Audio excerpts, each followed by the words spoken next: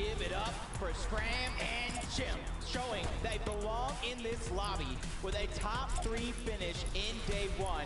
Will they keep that momentum going? Put your hands together for Zaku and Marine with a great day 1 and several fantastic late games. Will they, can they repeat their opening success from day 1?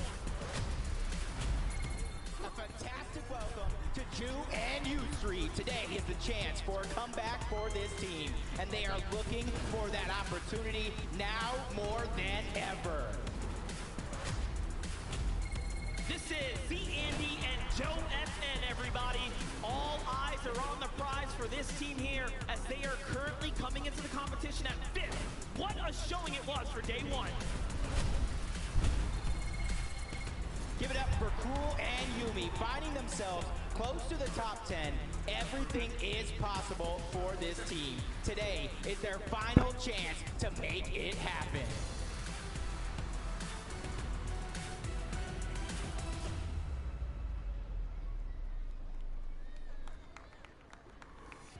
I am joined right now here in North Carolina by FaZe Replays! Replays, my guy, what an amazing experience this is. You were at World Cup, here we are at FNCS Invitational. How has the vibe been for you? Oh man, it feels great to finally be back at an in-person event. The vibes, the atmosphere is feeling absolutely amazing. So, shout out to all of you guys coming. Honestly, let's make today a great day. Yes, Replays! I mean, speaking of the community as well, what does an event like do this for the community? You're a huge ambassador of the game here. How great is it for these guys? Honestly, this is like I said, it's being back again after like 4 years. Like I think this is great for everyone to experience. Like just seeing all the players here from around the world. One of the best, some of the best players around the world. Being able to watch in person is such a great experience. So let's have fun. Let's see how these players do today, and let's see who takes it all. Let's do it. Enjoy the show. Replays, everyone. Let's meet the next 10 duos.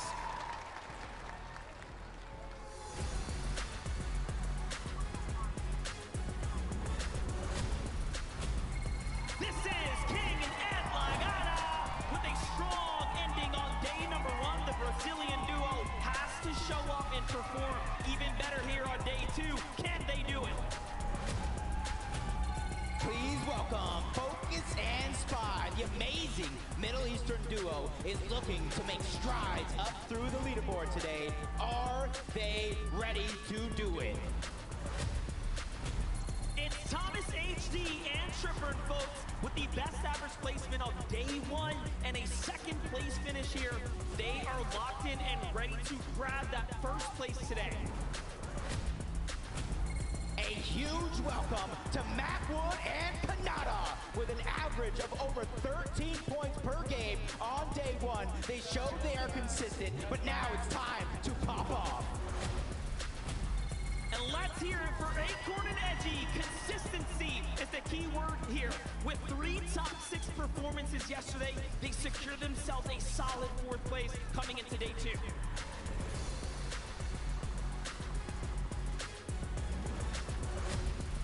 WSPP. Make sure to get loud for Hand What's and up, Dragon? Vortex. This incredible duo showed they belong in this lobby with an amazing 2nd place finish with 7 eliminations yesterday. And a big welcome to Commandment and Avery with an amazing Victor Royale on day 1. Commandment and Avery are focused and ready to get even more here for day 2.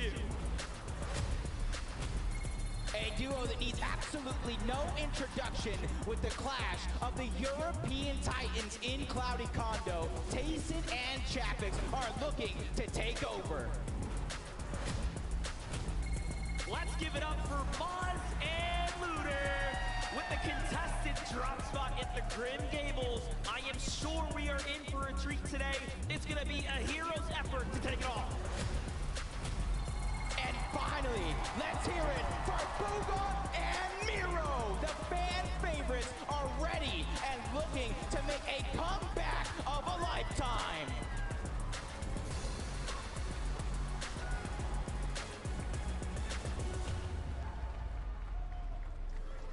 My goodness, it'll never get old. I'm telling you, watching these duos make an entrance like that is always going to be incredible. We want to highlight a duel for you here. And it's a lot of, probably a duel that we're all hoping, and we kind of touched on, Hope does well, Acorn and Edgy.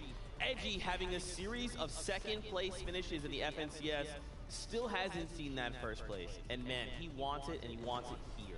Look, he wants it. He's not the only one that wants it. Thomas and Edgy both competing for that trophy. Their first trophy, but talking a bit more on Acorn, I couldn't emphasize enough how important their day one is and was for them. I mean, Acorn having the most damage dealt in the first and second zone out of any player shows that they prepared beforehand for this tournament. But the question is, in day two, will they be contested? Will the change in zones cause them to not do as much damage? There's so many factors that come into play. Yeah, absolutely. And their worst game was a 42nd, and it was when Hydro and Belusi rotated in from that west side. It kind of made things a little bit difficult for them because they had so many teams in the area already. Of course, we have no Aurelia there as well. It's very, very difficult for them to all be there at once, and unfortunately they did fall victim to that. But their other games have been really, really consistent. They've been very, very solid, playing the end game layers really well, and I'm excited to see them perform today.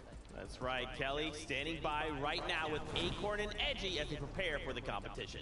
Thank you so much, Zeke. I am joined by Acorn and Edgy, and guys, make some noise for this team right here. You guys are currently in 4th place. What is that like to be in the top 5? It feels pretty nice, especially one of the only NA teams up here, but it's not over till it's over, and it's just going to come down to the last game. Well, with how you guys have been playing, 1 2nd place, 1 3rd place, what's standing in your way from grabbing that VR? Honestly, we just need to keep getting kills and refreshes and stuff, and if we just get mats, play with mats, we'll do good. It's really just we run out of mats, that's why. I mean, good luck to you guys. You have 6 more games to go, but everyone, it's time to head on back to the desk. Thank you so much, Kelly. As incredible as always, but it is almost that time to kick off the competition. So why don't we go hang out with Monster, Deface, and Jacob PR.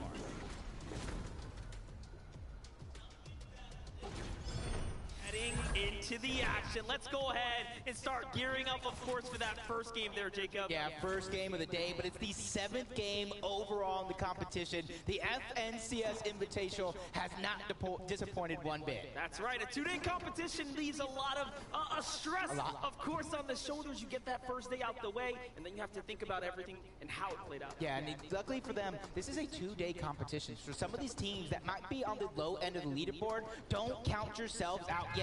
It's all about that mindset, but the mindset has to be ready because game number 7 starts right now. Here it is. The players are on that battle bus, and we get to see it all play out. This is it, folks. It's day 2 of the FNCS Invitational, and we are just moments away from jumping off that bus. Let's get it. Yeah, this time around, we got a little bit of a different bus pass than the most of them that we saw yesterday. All the way south, moving north. That means Cloudy Condos are going to have action. Greasy Grove is going to have Janice and Vadil, and a lot of time this time around because that's one of the things that I felt like frustrated them a little bit. 5 north zones on the day yesterday. It left them very little time to get things going. But hey, that didn't stop ZN and No from doing well. That did not stop other teams that landed in those southern areas from performing well. It is all a matter of how you strategize. Yep, and already you see Cammy and Seti, the only team with 2 VRs on the day. They got their own drop spot and they held it for seasons, and already you can see where they're getting a lot of their surge. That early buzz pass already proven to be successful. Right. Great job there, early tags, playing smart, and luckily for us, we get to really Quixie. this fight here for Larson and Smite. Didn't always go their way, although they did manage to end inside that top 10. Quixie, I don't hear you. Very much a competition for them. And, I mean, this is the most room we've actually seen them have. Yeah, yesterday you seen like a 4-2 in Smite and Larson's favor over here towards Vico and Moran. Vico has been going off as a solo all day long yesterday, and you can already tell it looks like they're on the hunt, trying to catch somebody off guard, and that's a lone player that they're surrounding. The first thing Vico told me was, "Did you see me pop off last night?" I was like, I think we all did. You were going crazy. And we get to see how they're feeling, and you can tell the confidence is there. Look at the surging confidence to walk in with no build and really try to make this a play here. But that build from Grawls is going to go ahead and discover that there's an opponent down here, and up he goes. Yeah. Oh! It finds the player on the other side. What a read! And they just cut him off. beautiful. That was a perfect read. He checked him out of the book of the library and didn't even return him back. That is huge, and you can see Vico and Moran, the only team currently in the top 10, playing in their first finals together. That is natural chemistry. That goes to show these are two fantastic individual players. So you combine those powers, you get one dangerous duo, just like Cold and Scented. They had one of the victory royales yesterday, a couple of top placements, and that put themselves in contention to take the title. And lucky for Cold and Scented, they've managed to go ahead and find themselves a little bit of room to play the drop there, and that's why we're noticing them in the endgame. And just think about the dynamic that's playing out right here for Larssen and Smite. They have a huge decision to make. Do we go ahead and risk it all and take the fight for Muzz and Looter, or do we allow them to have a piece of this drop spot so that we play smart, play safe, and earn points? Yeah, I think both of these teams realizing how dangerous it can be, and Smite and Larssen, they're in the top, and you got to imagine those 2 games that they got taken out off spawn, how much that could have changed things, and 96 players alive. This is the same passive style gameplay that we saw in game number 1. That only leads me to think one thing: Storm Surge is going to get chaotic. It's going to be a tough one, but hopefully not for Mr. Savage and iDrop as they kick things off very nicely here. It seems like the engagement against On1 and Baka, this is what we've been touching on this entire time, right? The fact that there are different ways to play the Chrome Jam Junction. Usually whoever gets the high ground is the most benefit. Hold up. Savage stepping up to the wall. Let's see how quickly he can turn us around. Yeah, right now it just seems like the aggressor is off his spot. Oh my god! Mr. Savage just get absolutely done up by On1 and Baka. Continuing that momentum from yesterday, putting iDrop on the back foot. He's just trying to stay alive right now and stabilize the situation. And if you didn't respect NA West before, you have to now. On1 and Baka have truly shown how their preparation has come into play here, putting down arguably one of the stronger European duos to show up here this weekend. Yeah, they smell the fear right now, and they're hot on the chase. This is 2 more points. This is a great start. More Storm Surge, everything for On1 and Baka to keep it going and try to get that top spot, because they know with a 2nd place finish in NA West last season, anything is possible. But iDrop, he doesn't want to be a part of it, but they're just not wanting to let him get away. I like that they're chasing this one down here, though. I think it's very much worth it. Get those points. Make up for the games that you were bested out on.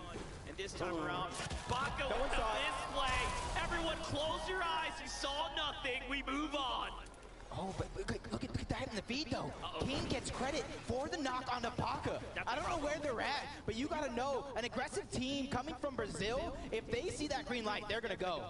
They have to weigh their options at that point. Like, what just happened? How did we get that?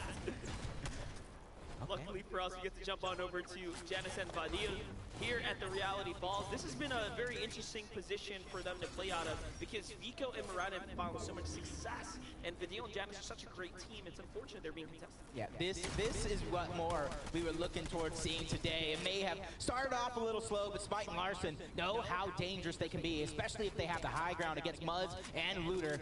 But the longer this one takes, it looks like it was a little bit of a north zone. A lot of teams are going to begin to rotate in, so you know as well as I do, the longer you take, the more chance of a third party, and that's going to be Larssen and Smite's job right there to try to disengage. If they don't disengage far, they just continuously hold that high ground. Smart of them. They're showing us that they actually want to take this fight. Smite and Larssen, some of the most confident players we have actually seen. Yeah, he's not backing down. Looter's like, what's up? You guys want to do this? I play better, box to box, come see me. That could have been a key. That could have been a huge key for success for Smite and Larssen, because winning those off-spawn exchanges gets you the Storm Surge, so you don't have to worry about it later in the game. But the duo from OCE wants to challenge the NA East. Muzz taking some layers away. Larssen just trying to stagger himself. Right there, those angles are going to be so important for both of these teams. And players know better than to go too high as well. You want to make sure you're respecting the distance, not too much. In fact, you get chopped down, but it's a great angle here. Muzz finds a huge tag. He's going to win the exchange there, and luckily, the shots in the distance, probably from King and Ed, do not connect here. Yeah, it's like an Eiffel Tower getting built. You can see those shots already now coming in from all different directions. Everybody wants that surge. They want to have as much flexibility through the mid-game as possible. And once again, it looks like Larssen and Smite are trying to disengage. They don't want to get stuck in this mess. They felt and dealt with this lobby at the top spot, and they know that you cannot fall behind. You cannot put everything you all have in all one moment. So for them, it's about re-matting up, because you look, they barely have anything. Well, lucky for us, things are going to simmer down, and Taco's going to give us a quick update. but more importantly, it's going to be about some of these Southside teams that are, again, going to be finding themselves making a huge journey towards those North polling zones. Joe and Zandy specifically, they're sitting right now in that 4th place position on the leaderboard, so it is absolutely crucial for these guys to gather as much materials, as much loot and resources as possible, and that's exactly what Zandy and Joe are making sure to take their time to do, because they know they've got quite the journey ahead of them, and they're going to make the most of it. But let's get back to the action. Thank you so much for that breakdown there, Taco. It really does give us the full picture about Joe and Zandy's journey in the game here, right? They're one of the few teams, like we said, they, against all odds, perform very well with the zone not landing. Yeah, you can kind of see a little bit of how they're getting that job done, but Smite in the feed looked like he's already going to take down Muzz, leaving Looter in a 1v2 situation. I'm getting that feeling of deja vu from yesterday where they 1v2'd inside of the cave, but it got really, really dangerous. It's a great angle for Smite here. He almost catches Looter off guard. He was so ready, but here comes the defensive shots from down low. He's got to be careful. That wall is not his, and now he has to break through. This is how a pro player turns things around. Larssen comes from behind and throws tomatoes on the body just like that. Showing exactly how he's feeling right now, but there goes that first elimination. This is how Muzz went down. He's building in wood. The lack of resources right now. He got did up like a sit-up, sent back to the lobby. Now it's up to Pars. They were in an exchange. He got the knock on to Bailey. The Siphon finally going to come through, and this is a chance for him to slow it down, stabilize here for a moment while he figures out what is next. Alex and Bailey have been contested this weekend. Pars and Raze mixing things up. Seems like they haven't caught a break just yet. But way to kick things off. Raze is down, in fact, as well. So this is a one-on-one type situation. The question is, can he find his way to a reboot, man? The longer this goes on, the tougher it's going to be for him to go ahead and turn this bad situation around. Yeah, but if they're going to go ahead, and right now Alex has the opportunity with the med miss and the flopper, they can try to get a reboot that is in Storm, but you got to do it sooner rather than later. But it doesn't look like Pars wants to let that one come easy. And you can see the zone on the left. That is going to be another northern zone. So the players that we were talking about, Janice and Vadil, Joe and Zandy, and a lot of those teams that are on the southern portion of the map have to go ahead and figure out a way to go ahead and travel as fast as possible yet again. Looks like we're picking up the trend where we left off. This is a full zone pull, but Joe and Zandy have already proven to us they know how to play these. One thing we do know for certain is so does Vino and Queasy. When the zone lands on top of them, they have turned all of those games around into excellent endgame. We'll see if it ends up happening. Joe and Zandy moving from outside the zone. They don't necessarily want to take the fastest course of action to the safety. They have to go a little wide here to give themselves some room. In the distance, Cammy and Seti, so they're hot on their trails as well. And then, of course, Macklin and Kanata here to the left. That's the resistance.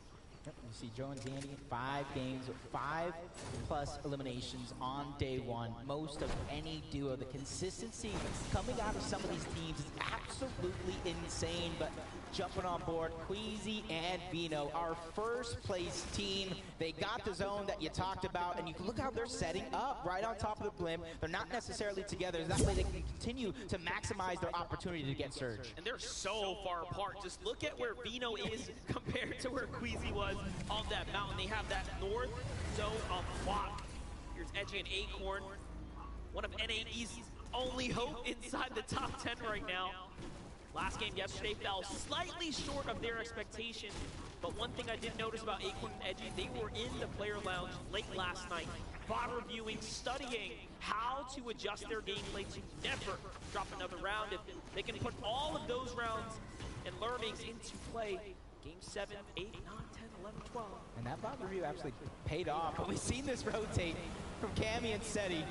Everybody's hitting that VOD review after day number 1. They want that free rotation, especially since they are in the storm. But I did see Bugha go down. Malabuka getting a knock on to Andalex. But for this team, I love this rotate now. Cammy and Seti were in a different position yesterday. They were down on Surge, but for Trulex and Ticho, they are over 300 above. They have absolutely nothing to worry about other than finding that sweet spot in zone. Here's Colton Scented, playing very smart, taking their time, and of course, hiding out where they can. Another team that is seemingly interested in playing as individuals here. Scented trusting in his team to watch his back while he works on the loot. Tripern and Thomas HD coming in at second place today, finding themselves 19 above the Surge. Big task in front of them, but this is perfect. Talk about a delivery. You find a player, it's Grolls, one that we know was already taken out earlier, so he's gonna have a limited amount of loot to work with. It seems like Tripern takes the passive route. They find a few tags, they get away. I wonder, is that the pressure of a day 2 finals? Is that the pressure of being in second place coming in? Were they too early?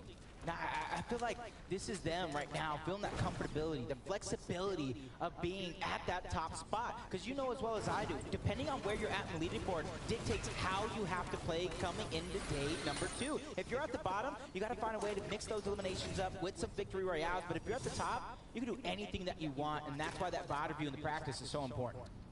Problem is going to come down to that Storm Surge, though. We'll see what they can do. Seti and Cammy find themselves very far above the Surge, but also deep inside the zone. That's something you don't see very often. That's like water and oil. They don't quite mix. But let's get on over to Brazil region right here of Zeets and KBR.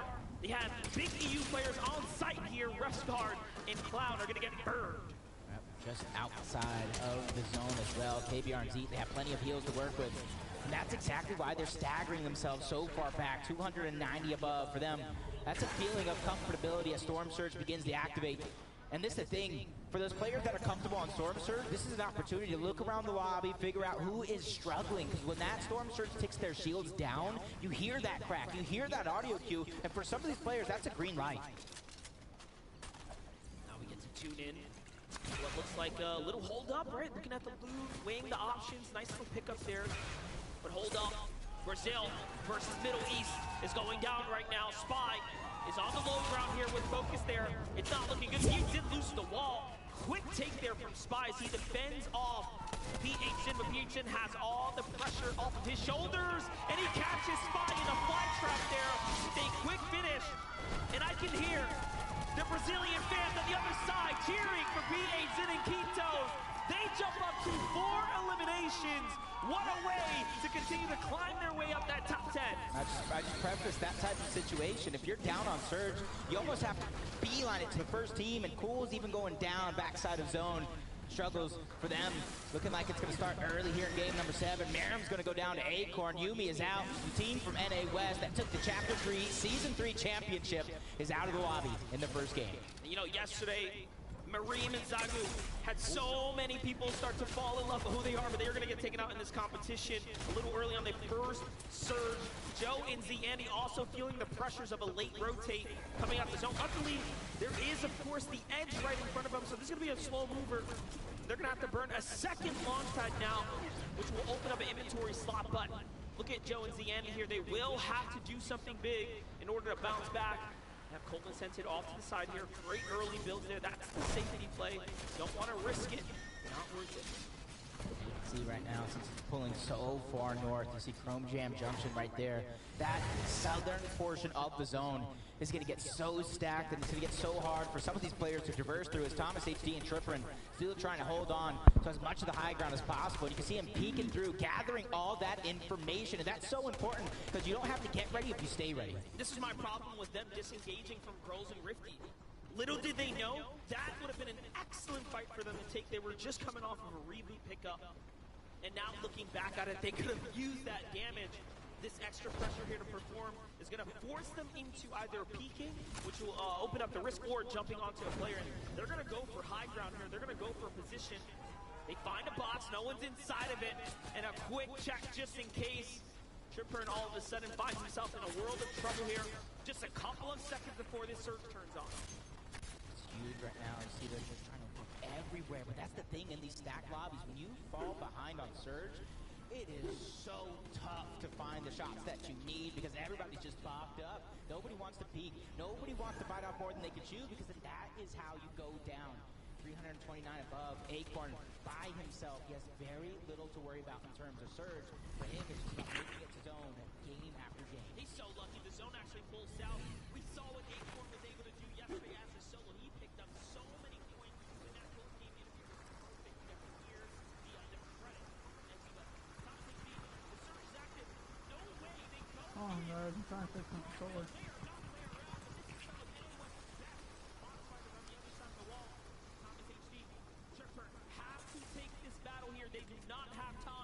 sit around looking out anything for anything. There it is. Baka opens the wall. No tag. That's a miss. That's a problem. Reminder find a little bit here. He's now leading. He does have the HP advantage. In he goes. The edit comes from the side. A great job. EU. One goes down. Can they turn it around? Baka needs to clutch up here. No HP. Shot from behind as well. He gets the trade. This is such a tough position. He has to try to find a stabilize and find a moment to breathe right now because it was game 5 yesterday. He 1v2'd Mr. Savage and iDrop at the top of Chrome Jam. Now he's trying to do the same thing, but I don't know if he was able to get the opportunity to revive on one.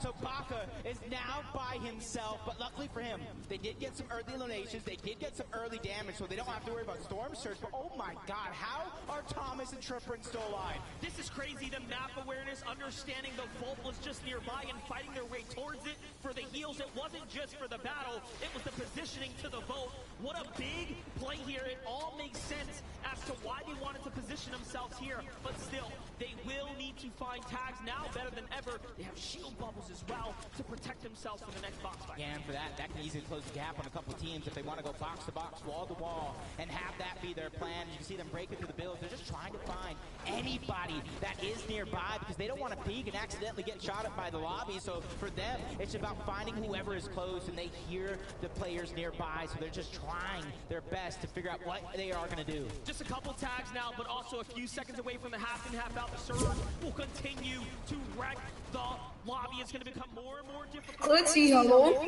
Rage on. This is game 7 of the FNC. Yeah. The action is really So, Clixy, I wanted to ask you about the girl voice. So, you think you can do it like now? Yeah? Why? Because my friends are all in right now. as a solo as well. I mean, Position to be in. Or Take a look at the points. It is looking very. Are you in the living room? I've been in the living room where I set up. Hello. Hi. How are you? I'm gonna invite you. I'm gonna join the party and I'm gonna invite you. Go. Remember, do that voice. Dude, I'm trying to live stream it. Oh. And even though Thomas and Trippin, Storm Surge is not activated right now, they knew where they last stood when it came to that damage. Exactly that. They are still below. It is still a worry for them. Alright, so what time can you do it? These players were actually beating them to the punch. This could get dangerous, but for Janice and Vidil, they have the high ground. They have that perfect opportunity if they're low on Surge to just clean up the lobby. We wanted to check on Vino and Tweezy. How have they managed to take this in favor and turn it to their advantage? Heavy material, big HP, well above the Surge, launch pads to work with. This is a story written for them right now. And again, you saw how many points they had leading coming into this. This can only end well for them at this point, but let's go ahead and look at so quickly, when can you do it? Story. This is a team that will play for height, and you can see they're already positioned themselves to do it. But Aqua with the drop shot and now for the risk. Was it worth it? Reason has seen behind. He turns it around. Another team says, whoa, what are you doing? That's a solo now. And the burning of the mats here to try to survive. That's unfortunate for us. He was right there trying to top down, and it was tantalizing him to go for that shot right then and there. He died. For it. That was a huge opportunity.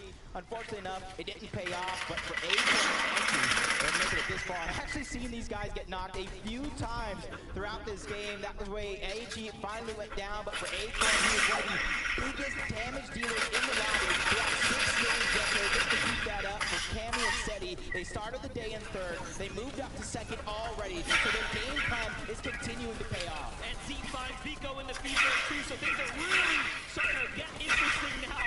As we're seeing changes happen. Joe is still in this game as well. Take a look.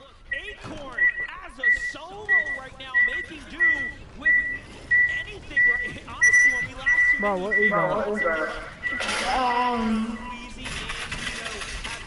coming from game over here. volume inside your mouth on the TV. Yet again, 6 moving zones at the same time they took it yesterday as Thomas and Triplin.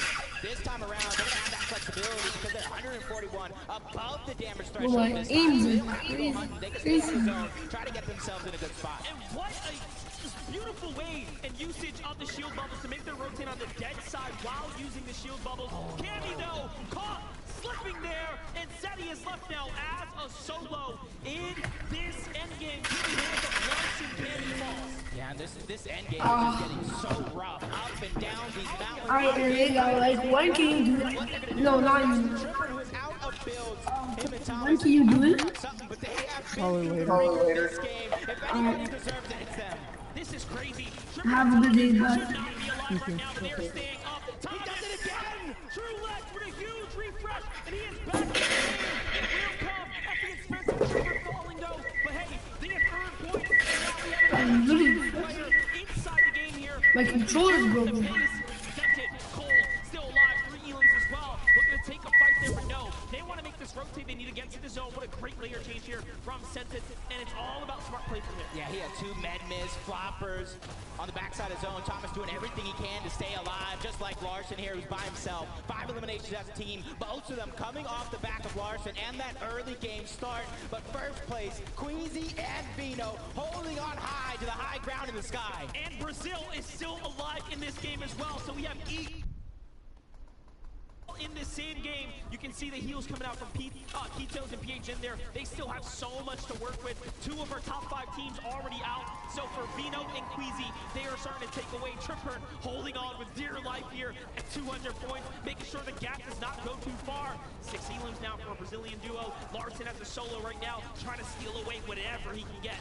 Only 2 builds of names, trying to play his cards carefully, but somehow Sentit again he goes down, but it's Thomas HD with a run of a lifetime right now going down right before our very eyes. Top 10 finish. Now he's in the top 7 as well, trying to keep it going. KBR, Larson, all these solos coming around. This is going to get good. Oh, right through the chrome, and Vortex puts him down. KBR, it's your turn. Nope, down he goes. And now we're looking at a 2-on-2 +1 in the mix there in the low ground. Queasy and Vino are starting to run out of, Matt's down low, but that's all. They have tons of heals to work with. Meanwhile, Bebies is just clawing his way through the builds here. It is not looking too good. Queasy's gonna get burned there for over peeking down low, but this should be their game.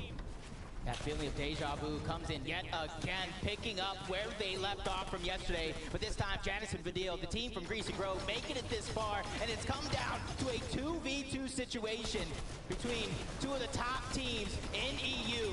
With Janice and Vidil feeling the pressure of the high ground, running out of builds. This is basically Queasy and Vino's game. Both sides are starting to run out now. Queasy's down to 1 build as well. This is looking very dire. They're going to have to cap off. Janice and Vidil know better. They need to continue the pressure. Vino goes down. He takes a shot. Vidil blocks it. Beautifully done. Janice stuck up from behind. Queasy with a great follow-up. And oh my God, it was so close. But Queasy touches out in the end. EU, Vino, Queasy from first to another first. Literally. From high ground in 6 moving zone, the calculated play pays off. They hold on through and through. This is one team you don't want to give a single advantage to, because you will regret it at the end of the day. Vino and Queasy are showing us why they are cut above the rest, and they're looking good while they do it. The ability to capitalize on pulling that north zone is just making it look so easy for them. Let's get caught up here. I'm joined now by your Game 7 winners. It's Queasy and Vino! What an incredible way. We talked about this only a short time ago about coming in at like a strong start here, Vino, and you have done exactly that with an incredible endgame finish. Yeah, I know. It's unbelievable. Hopefully we can still close it out. We're feeling good. Maybe we should get a bit more kill. 4-kill win, but we're feeling good. We saw some of the teams around you managing to score a lot of points as well. Were you conscious of that going through? Were you focused simply on the task at hand, which was seeing that out and getting the victory royale? We're just focused on playing our own game and winning the game. That's it. Like, brand new day, brand new everything. Well, it was a great start to proceedings and a great start to this competition on day number 2. Let's get back to Zeke and the desk. Shout outs to you, Adam. Thank you so much. And massive shout outs to Queasy and Vino. We interviewed them at the end of yesterday, and they said, we want to take a moment. We need to go back. We need to review a couple things and come back stronger tomorrow. What a better way than just go ahead and win the game. I mean, to come out and in zone 2, be zone favored, to be sitting in zone on height, basically max materials, basically max heals. They're not going to lose. They're unstoppable, Zeke. We saw it yesterday, and I don't know what's going on. Another North Zone for this duo with the potential they have, how confident they are, how well they play. We saw it going into the late game. I think it was Queasy almost had 12 splashes, almost max materials, and they knew exactly how to capitalize on an advantage like that, and they did it perfectly. You know how they knew how to capitalize? Game number 5, the zone was almost in the exact same place yesterday. Today, it's in the exact same place again. It's just deja vu. It's Groundhog Day for these teams that are playing it, and of course, Queasy and Veno, it's the same outcome. What I noticed about them doing really, really well there was in second moving zone, they actually switched to metal. Now, that's the time when most teams are going to be using wood. They're going to be running out of steam because they used all their hard mats earlier on. Queasy and Veno are different. They know how to play high ground. The most turnover of height happens in second zone, and they were reinforced in metal. A little something to pick up on that gameplay. I'm telling you, it's just one of those things, right? They kind of take that step back and they say, wait, remember, this is an invitational. We got to be on. We can't make those small mistakes. And of course, they come out strong. Thomas HD and Trippin as well. We watched the top 3. They have not budged. Look, I got scared for a moment watching Thomas HD and Trippin. They went up against Baka and on one. You can actually see it happening here, and that was a close one. One of them, I believe it was Thomas. No, it was Trippin who got knocked down here, leaving Thomas alone, but he did a huge amount of damage before getting knocked and was actually able to escape and get picked up again, which allowed them to get those points that they needed. Yeah, it was absolutely valiant from Trippin there as well. If he'd have just gone down without taking out one of the opponents there, he wouldn't have been able to get res, right? That was a crucial amount of damage that he did right there, and it allowed Thomas HD to have that freedom to get the revive. I didn't think they were going to make it through this endgame. Their surge were looking pretty bad, particularly for their zone position here. Of course, they're landing at the Rave Cave. They have all of the map mobility in the world to get there. It did require a nice little solo clutch from Thomas HD, who is synonymous with solo clutches. Consistency, consistency, consistency is what this duo is showing. Yesterday, they got more than 20 points in every single match. Also, top 15 in every single match, and today they're looking to do the same. That's right. Well, guess what? These are just some of our insights. Vivid is actually standing by on the stage. Let's hear what he has to say. Yes, of course. Listen, I am feeling for the players right now. We saw them hit the socials. They were complaining about all these North Zones yesterday. What are we going to start with here again today? Another Northern Zone. Now, I wanted to kind of explain why some of these pro players are having such a hard time with this. Well, first of all, it's going to be all about Tilted Towers and the blimp that we can find there. Look what this position is doing around it. There is not a single arrow under this blimp, and what it does is it's going to force this funnel on the right side and the left side of it. So as they're making this rotation all the way up to the northern side of this map, they're all just rotating together, right? It's looking like the Mr. Beast X Fortnite line over there for these burgers. Absolutely incredible. And then when this zone actually ends up closing in, they're all just on the southern side of this, and it's so congested that it makes it so hard for any of these teams to consistently handle this if you are coming from the southern side of the map. But of course, Queasy and Vino landing up there. They do take that victory out. Congratulations to them. That being said, let's kick it back over to the desk. Thank you so much, Vivid. Fantastic breakdown there. I did want to take a moment to highlight some of the other duels we did see, kind of performing well. Zeet, KBR, they finally find themselves in that top 15 and hold and fall in 5th place. Now remember, we don't need the Victory Royale to climb the standings. We just need to be consistent.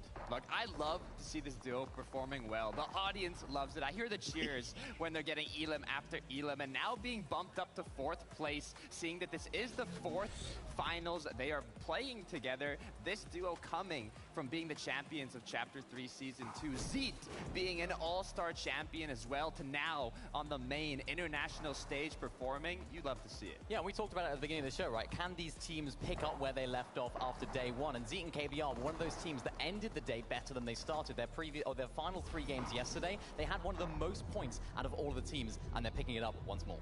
That's right, another duo, PH Zin, Kitos, also alive there in the top 15. So real Brazil, they're showing up huge today.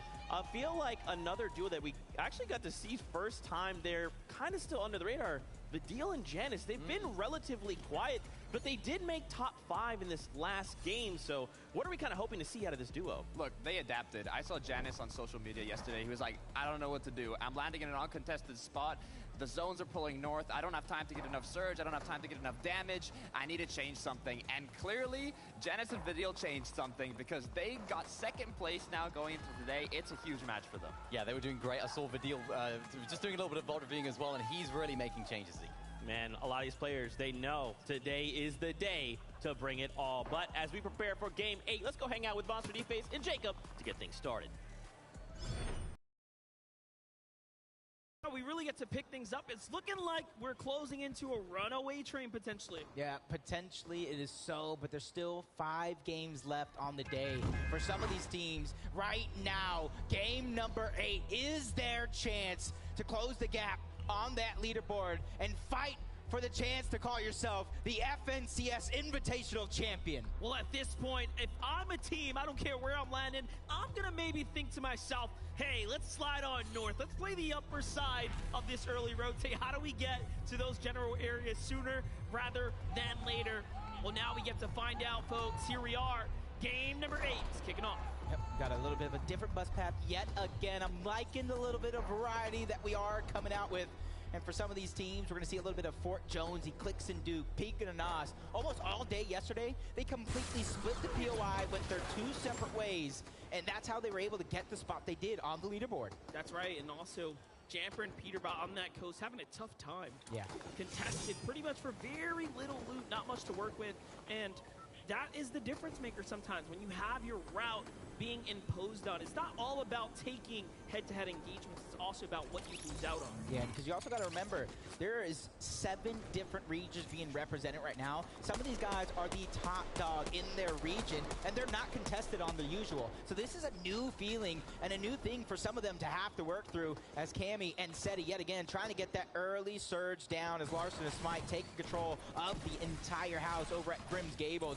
A split spot coming out from Muzz and Looter. But you got to watch out if you're being this split against a team that is this active in Larson and Smite. I did not expect Miro to fall so early, but it looks like Kanata might have found himself a free knock in the air. As now we get to look over at Chapix and Tayson. The rotate out for Aqua, losing his teammate right now. Reason is down, and Aqua, I could just feel the desperation. The look on his face tells it all, man, as they are communicating with one another. What went wrong? You see Seti and Cammy join Aqua and Nyrox as the only players with multiple VRs in an international event. That is absolutely impressive as these two teams closing the gap between each other. They want that off-spawn exchange, and for Muzz and Looter, they want revenge. They want redemption for what they've been going through the past 7 games. That last game was a great one for Smite and Larson, officially jumping their way back up into the top 5. So if Muzz and Looter play spoiler here, it'll be a huge landslide moment for Smite and Larson. They can't afford that. Lovely for them to disengage and play this one out. Tripper and Thomas HD so far. For me, the play of the day has to go to them. They have managed to turn that last game around with nothing. Arguably, probably one of the worst positions we'll see them in over the course of the day. And they had one of the most performances yesterday, almost 20 points in all 6 games. No other team had even 10 points in every game.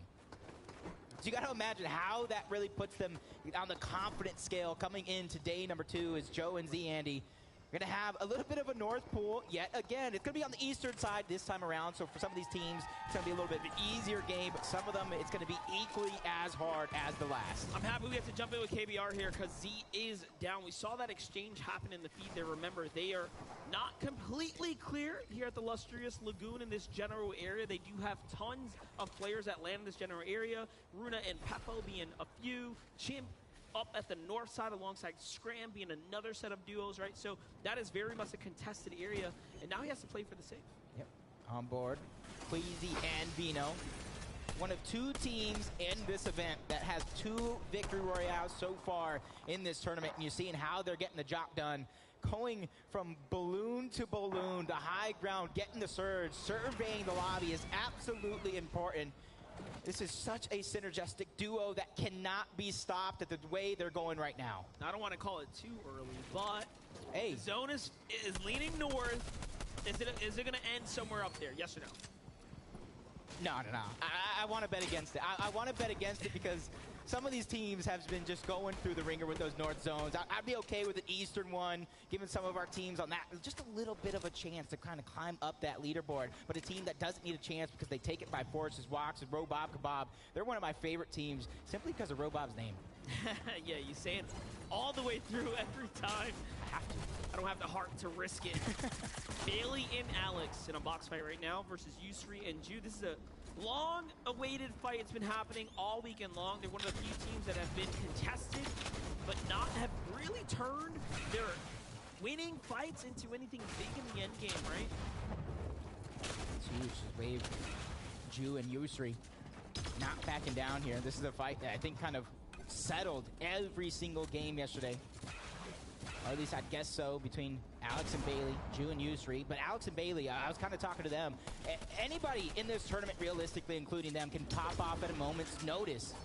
You just have to find a way to do it while staying consistent at the same time, and they want to go ahead and get this elimination. They want to go ahead and fight this so that way they can get the surge that they need so they don't have to worry about it later on. Because unlike every regular FNCS of the past, our contested teams this side around are actually having very good tournaments. I think what we're seeing right now is stage pressure kicking in. I had a lot of time to kick up, really catch up and get to know Alex and Bailey in the lead up to all of this. And what they've managed to tell me is they were winning most of their creative head-to-head. So I think when it comes down to raw skill, Alex and Bailey might have the edge over Ju and Yusri, who are newer formed duo in final style settings.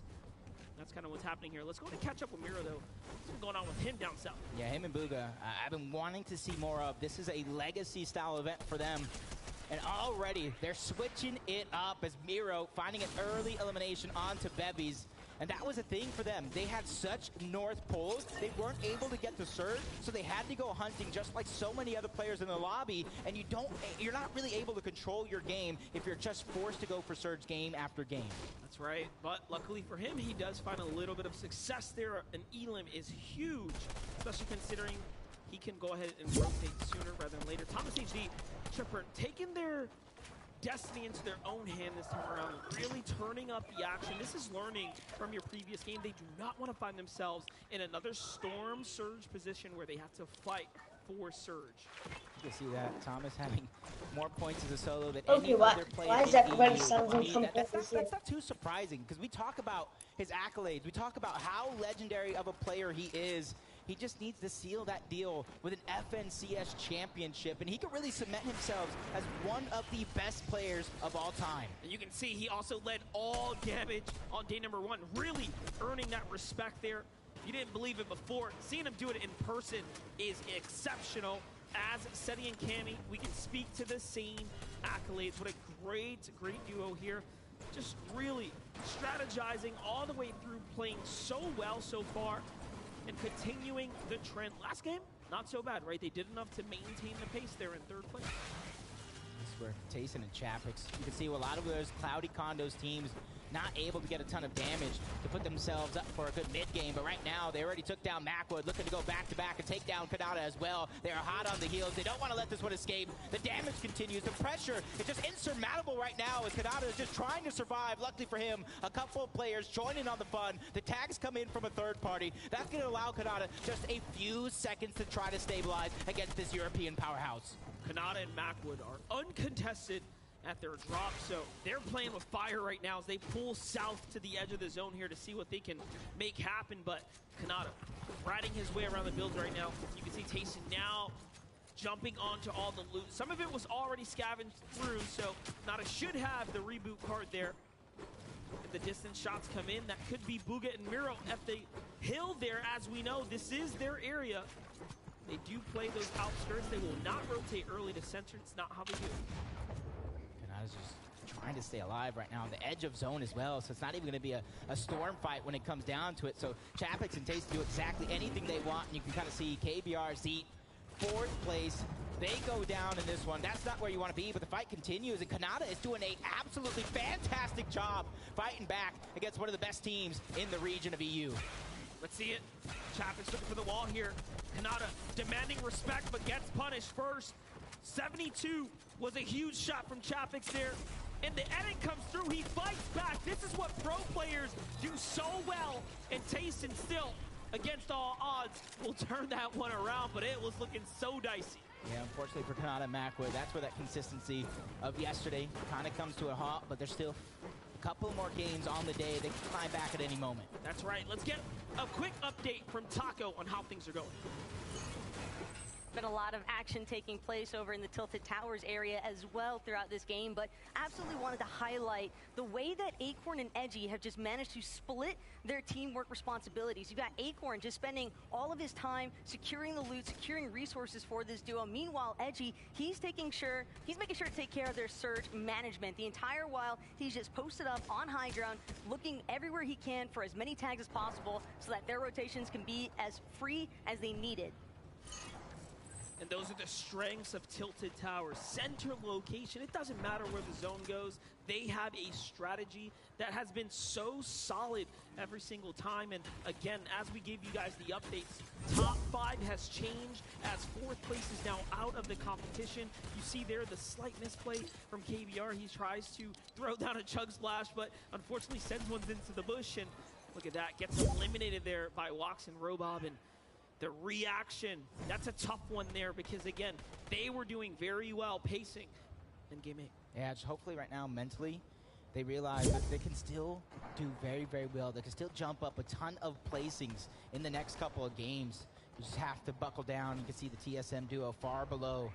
But now I want to go over to Larson and Smite. Is this the longest either one of these teams have not only been alive, but been in Grim Gables as well? But at the end of the day, they want to fight. And that fight they will get. And between Larson and Smite, they have a little bit of that high ground. They're only team contested in the top 5. At this point, I don't even know if they know it's Looter and Muzz. How do they? You really... like, how do they? It's been happening for so long. Maybe they walked away, came back, said, hey, is this another duo? But no, it's just Larson. It's just Smite. It's just Muzz. It's just Looter. And now out of material, Larson trapped up. Box like a fish, almost. Smite turns it around, though. 2v1. They try to swing in, and it's not looking good. They are hurt. No HP, low material count. It's down. Goes Smite. Larson sneaks out the side there.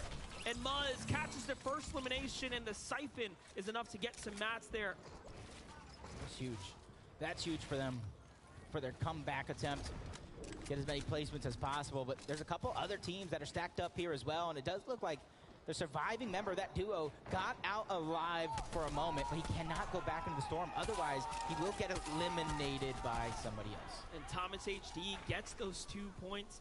That can be a difference maker.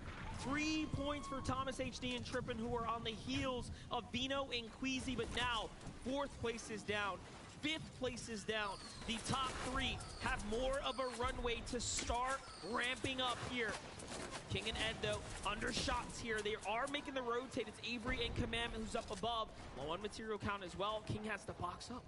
Yep, another team towards the north side of the map, on the western side as well, that has a little bit of a pull to go. I don't want to say I called it, but I wanted that little bit of an eastern side. We don't want to go all the way north anymore. We want to give a huge fighting chance as Sentin and Cold. They're just below Surge, but barely below as they're continuing to find the tags, trying to get themselves above. Just like that, it appears. They did just enough damage, but for them, that's not a feeling of comfortability at all. They know their job is not done just yet, and that's why they keep surveying the field. That is right. Great tags here. Sentinel is going to find down low. This is where you need to really hit your shots. When your team is just on that line of danger, when the storm surge is looming, and when the pressure is on, who can go ahead and put up the numbers that matter most? Noah Riley, bad sniper, very low on HP, not even pausing to go ahead and heal one another instead. Pushing on in. That's the Japanese duo right there. Zagu and Mareem, they are champions of Asia, the most recent FNCS champions of their region. You have to put respect on their name. And these EU boys are learning very quickly as to why you don't walk up to that wall. Yeah, and they're actually one of the teams that have some of the best performances when rebooting a player. They got a 25th place finish. They got a 2nd, but Noah Riley doesn't care. He gets tagged up. Zagu gets dropped as well. Both these players living on a prayer, but the Asian powerhouse team do it again. Let's get loud for Japan. Representing for Japan. We love to see it. It's a jammed house here in North Carolina. We love to see these teams stepping up under the lights, under the action. Thomas HD Tripper doing that as well. Look at how they adjusted from game 1 on this day, from game 7 to game 8 now, right? All of a sudden now, they are so far above with the damage. But historically, when it comes to Thomas HD and Trippin, I will say they're a second half team. They're a second day team. Historically, they just perform better when their back is up against the wall. And hopefully for NA East, hopefully for North America altogether, Acorn and Edgy can have that same fire. You talk about them being in 4th place on the day. It was only because they had a bad game 2. They had a 0-point game 2 yesterday. Other than that, they were among the top 3 in performances at the second half of the day. If they can continue that here early, they will be on the run to the race. Vino's going to find Hellfire in the feed there. That's going to be a huge refresh for him, but Kitos and PHN holding on to dear life right now, just edging on the top 10 here as far as overall points go. Last game they were in 4th, they slipped way on down, and this time it seems like the Storm Surge has ran a number on them. Now let's take a look at the current game leaders. Rotates there, Cammy and Seti being a few of the bulk that are still in this one, finding themselves pretty much dead center here. Now remember, if there's any zone you want to be in the middle, it's zone 3, as it gives you the highest odds to pull that 4th one. Yeah. Beyond that, it's anyone's ball game. And the interesting thing about Cammy and Seti and the way they're playing this weekend is historically, we've talked about it in the desk to kind of start the day yesterday, they're not an aggressive team. Even though they're in a top placing team, they're usually on the low, but right now, another top placing team on the leaderboard, Joe and Z Andy trying to get busy. Malibuga goes down. Merstash is by himself, trying to live with just a sliver of HP as Joe wastes no time trying to get to the box, but Z Andy goes down to the storm. 1v1 situation. Peace Control goes right back over to Merstash. He peeks through at the wrong time. Huge tag, back to back by Joe to get the double elimination. And we love to see it. It's usually your friends that turn on you, Joe. Z Andy against Malibuka and Merstash. Tough one right there, but they will be the EU team on top in that engagement. This Queasy and Vino team that's sitting comfortably in 1st place as Booga taking down Clicks in the feed. And that's what we want to see. We saw Miro getting a little bit busy earlier. Now we're seeing Booga start to get active. This team is beginning to come online. And for a team as dangerous as they are, they have never placed out of the top 3, Monster. And they want to keep that accolade intact. It's going to be a tough one, though. They will have to continue to turn up. Vico is in a fight up against Zagu and Mareem, and he will turn things around. Vico had the biggest game closer yesterday of any other player on the day. This man is an animal. Dangerous as can be, and you can see Pink and Anas. Very, very similar situation. Top of the mountain. They got some traveling to do. A few teams around them as well. But they're just trying to figure out where the rest of the teams actually went. So right now, they're trying to figure out what that slow side is. See it. Joe by himself. Z Andy picked apart on the rotate. No heals for Joe. What a tough spot to be in. But hey, at least he has Chrome Splashes for the rotate. It's going to be tough. We're holding our breaths. I'm sure he is as well. You can see he's just biting his lip, looking around like, oh man, I got to time this perfectly. When do I move? When do I go? That's the question he's asking himself second after second. As Thomas and Trippin, 271 above the damage threshold. Not much to go, but they want to get there as fast as possible. In a zone like this, you want to get yourself that sweet spot, and it looks like they're going straight for the high ground. Don't overcommit here. Shield Bubble comes down to protect themselves. This will allow the builds to get to max HP, and now they can start to read the room. It's Epic Whale. That's not an easy duo by any means. But no, high ground cannot be claimed. There's still some natural terrain off to the side there. They have to weigh their decisions. Thomas HD, so much better in this game here, looking so much better. Trippern as well.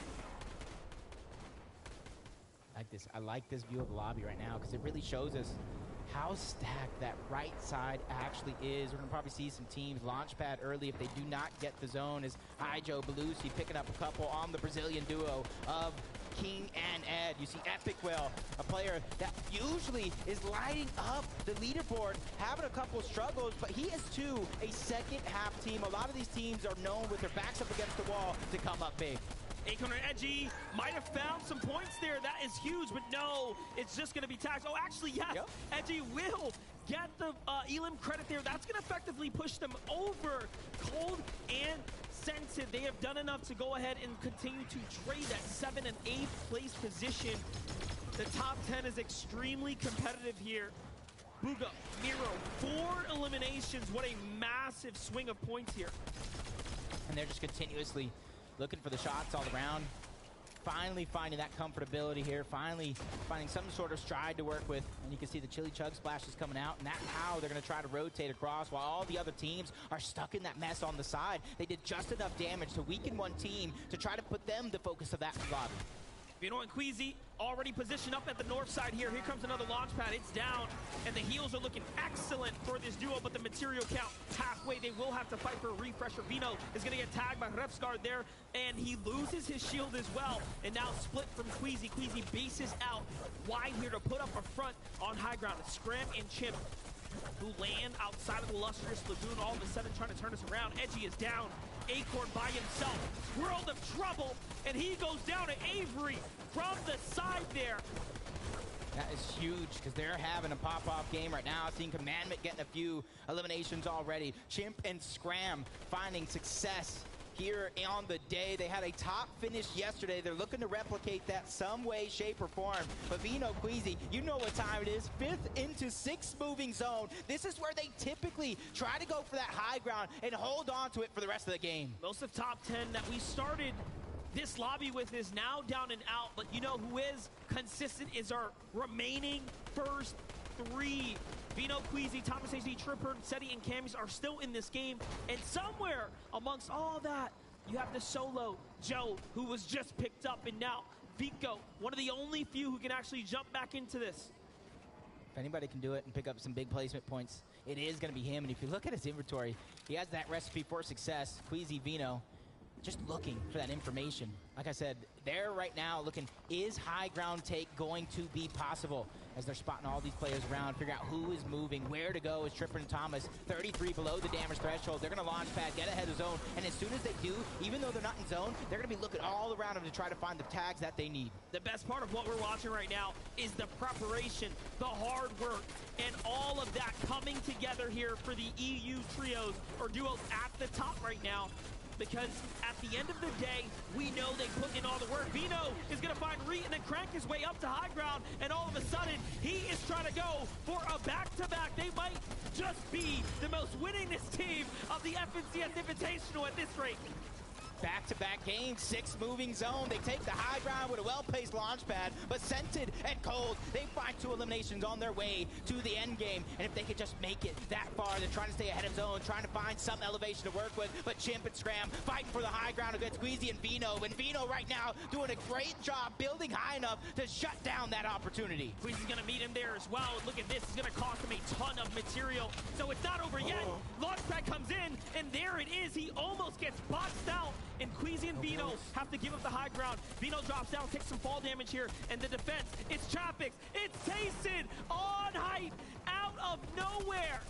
And while all this action's going down in the mud toward below ground, Bugha and Miro found 2 more eliminations. They're continuing to light things up as Andalix finding one. Vino finds another on Robot Kebab before going down. Queasy left by himself, no build, just a few bandages. This man is trying to make miracles happen. Looking towards the backside of zone, he gets shut down by Pablo. And it's actually a time for Thomas and Tripper to catch up. Finally, this powerhouse duo is out of the lobby, but will they step up? Can they make do and take advantage of the fact that they cannot earn any points? Tripper is still alive right now. No team's getting taken out, but no, he's hurt, and he goes down. He does not manage to find anything. What's left is Seti and Kama. What's left is Bugha and Miro here, but Miro's down for eliminations. This is where he needs to perform best. Into the hands of Seti. Miro has fallen. And right now, this is just an unorthodox way to take that top spot for Cammy and Seti to where they weren't as aggressive coming into this event. This is the most aggressive we have ever seen a team like them, and it is paying off tenfold as the high ground switches on over. But the World Cup champion, the solo World Cup champion, is stuck at just that, a solo, trying to stay alive, figure out what the plan is going to be, moving around the left side of zone to where not too many players are at, and the smart usage of the Chrome Splashes as well, denying the opportunity to edit through, but he finds the shots on the Scram, but he gets shot back by Chimp. This is going to come down to that. Chimp takes down Bugha. Into the top 10 he goes, though. And look at Chimp go. Look at the quick edits there as he manages to turn around. Now out of material. It's all or nothing. A quick edit down low as well to keep him in the game here. But the low ground, there's two, and it's a dangerous two. It's scented. It's cold. They're waiting here as the loot rains down the river. Unfortunately, slips away from them. Seti still alive here, trying to squeeze out as many points as possible, and he works his way on up to the top. Meanwhile, Clown playing upset and Chapix and tasting her down. Wox and Robab managed to find 8 eliminations, and it's just Wox on height. This is going to be a big opportunity for Wox to try to pick up as many placement points as he can as a solo. Same could be said with Seti. Chrome Splash, Bobifying himself, dashing, trying to take the high ground, but a misstep by Cold and Scented as well. They both go down to Hen. He is putting on a show to bring them to the top of the leaderboard. It only takes one game to jump back into this top 10 here, and you're watching players fight for it, putting it all on the line. 9 elims for Wox and Robab, 3 for Clown, who has a little high ground position here over the lobby, but they're still a duo in this game. It's Hen, it's Vortex. They're the only duo alive standing right now. 1v1v2, Clown versus Wox here. Wox is looking up and high, a great jump shot there, and he is down. And now Cloud has to take on 2 of the best here on EU. Guild Hen, Focus Vortex. It's not looking good, but it's looking great for Vortex and Hen, and they close out. They had complete control of that game. From 8 moving zone and all, the last duo alive. Teamwork really making that dream work. And off the back of Hen, that 2 eliminations at the end to get the Siphon, that was the recipe for their success. And they were just so close to pushing double digits there. A low ground win is not something we've seen, but let's get caught up in a little insight from the pros. Hello, hello. I am joined here by Vortex and Hen after that incredible game. How you feeling, man? Pretty pumped. Just gotta keep it up. I mean, obviously grabbing, what, 8, 9 eliminations in that game. What's the next step for the next game? Win next game again. Okay, 2 VRs back-to-back. I love it so much. And obviously, what was the recipe for success there? There was a lot going on all around you guys. We made lots of mistakes yesterday, and we're trying to come back stronger. So we're trying to fix all the mistakes made yesterday and, win today. So what were some of the mistakes that you fixed in this day? Search and rotation. I love it. I mean, thank you guys so much for joining me here. Congratulations on your win. Can't wait to see what you guys do next game. Let's head on back to the desk. Thank you guys so much. Hen and Vortex picking up game number 8. And all with 9 eliminations. This is kind of what we talked about yesterday at the end of the day, right? Yesterday was kind of like an initial setup. Let's go ahead, let's fight a few times, let's play a few games. But today, we really want to bring it. For them to come out in game number 8, basically the second one of the day, this is a really good jump start. This is where they have to shine, right, Zeke? And they did exactly that in this match. I mean, one of the few victory royales that actually come from down in the dirt, from below, and they made it happen.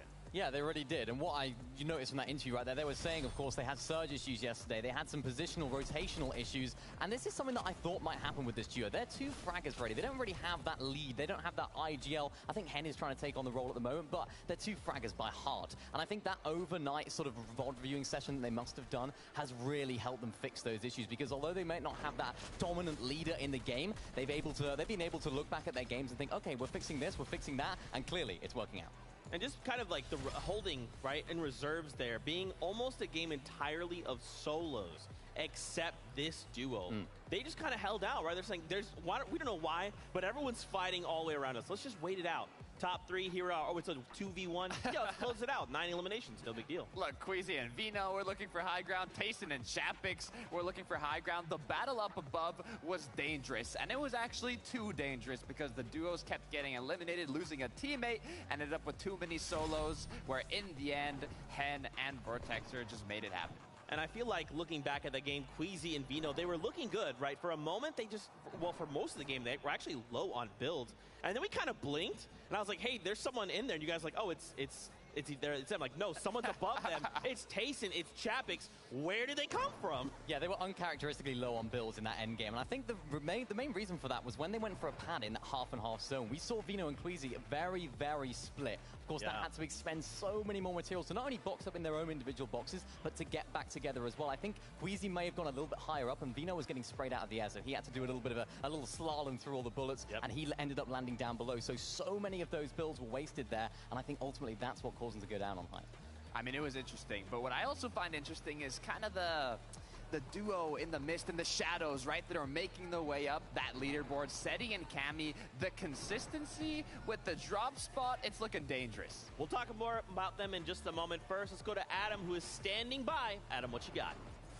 Yes, indeed. Thank you very much, Zeke. Can I get a huge round of applause representing Brazil? It's KBR and Zeke!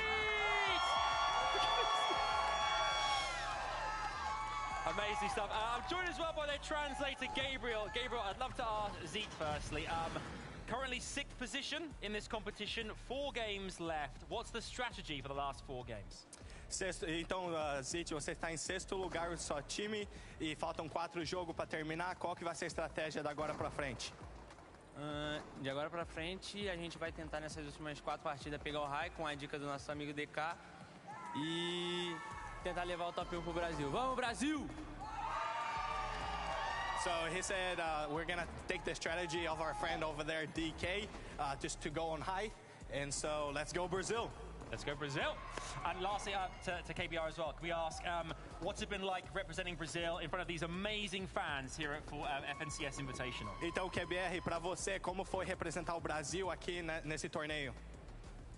É muito feliz estar representando o Brasil por toda a história minha e do cheat dentro do jogo. E dá pra ver aqui como a torcida é muito grande. Tipo, a gente tá com uma quantidade pouca de pessoas, só que tá dando grito maior que a da torcida toda.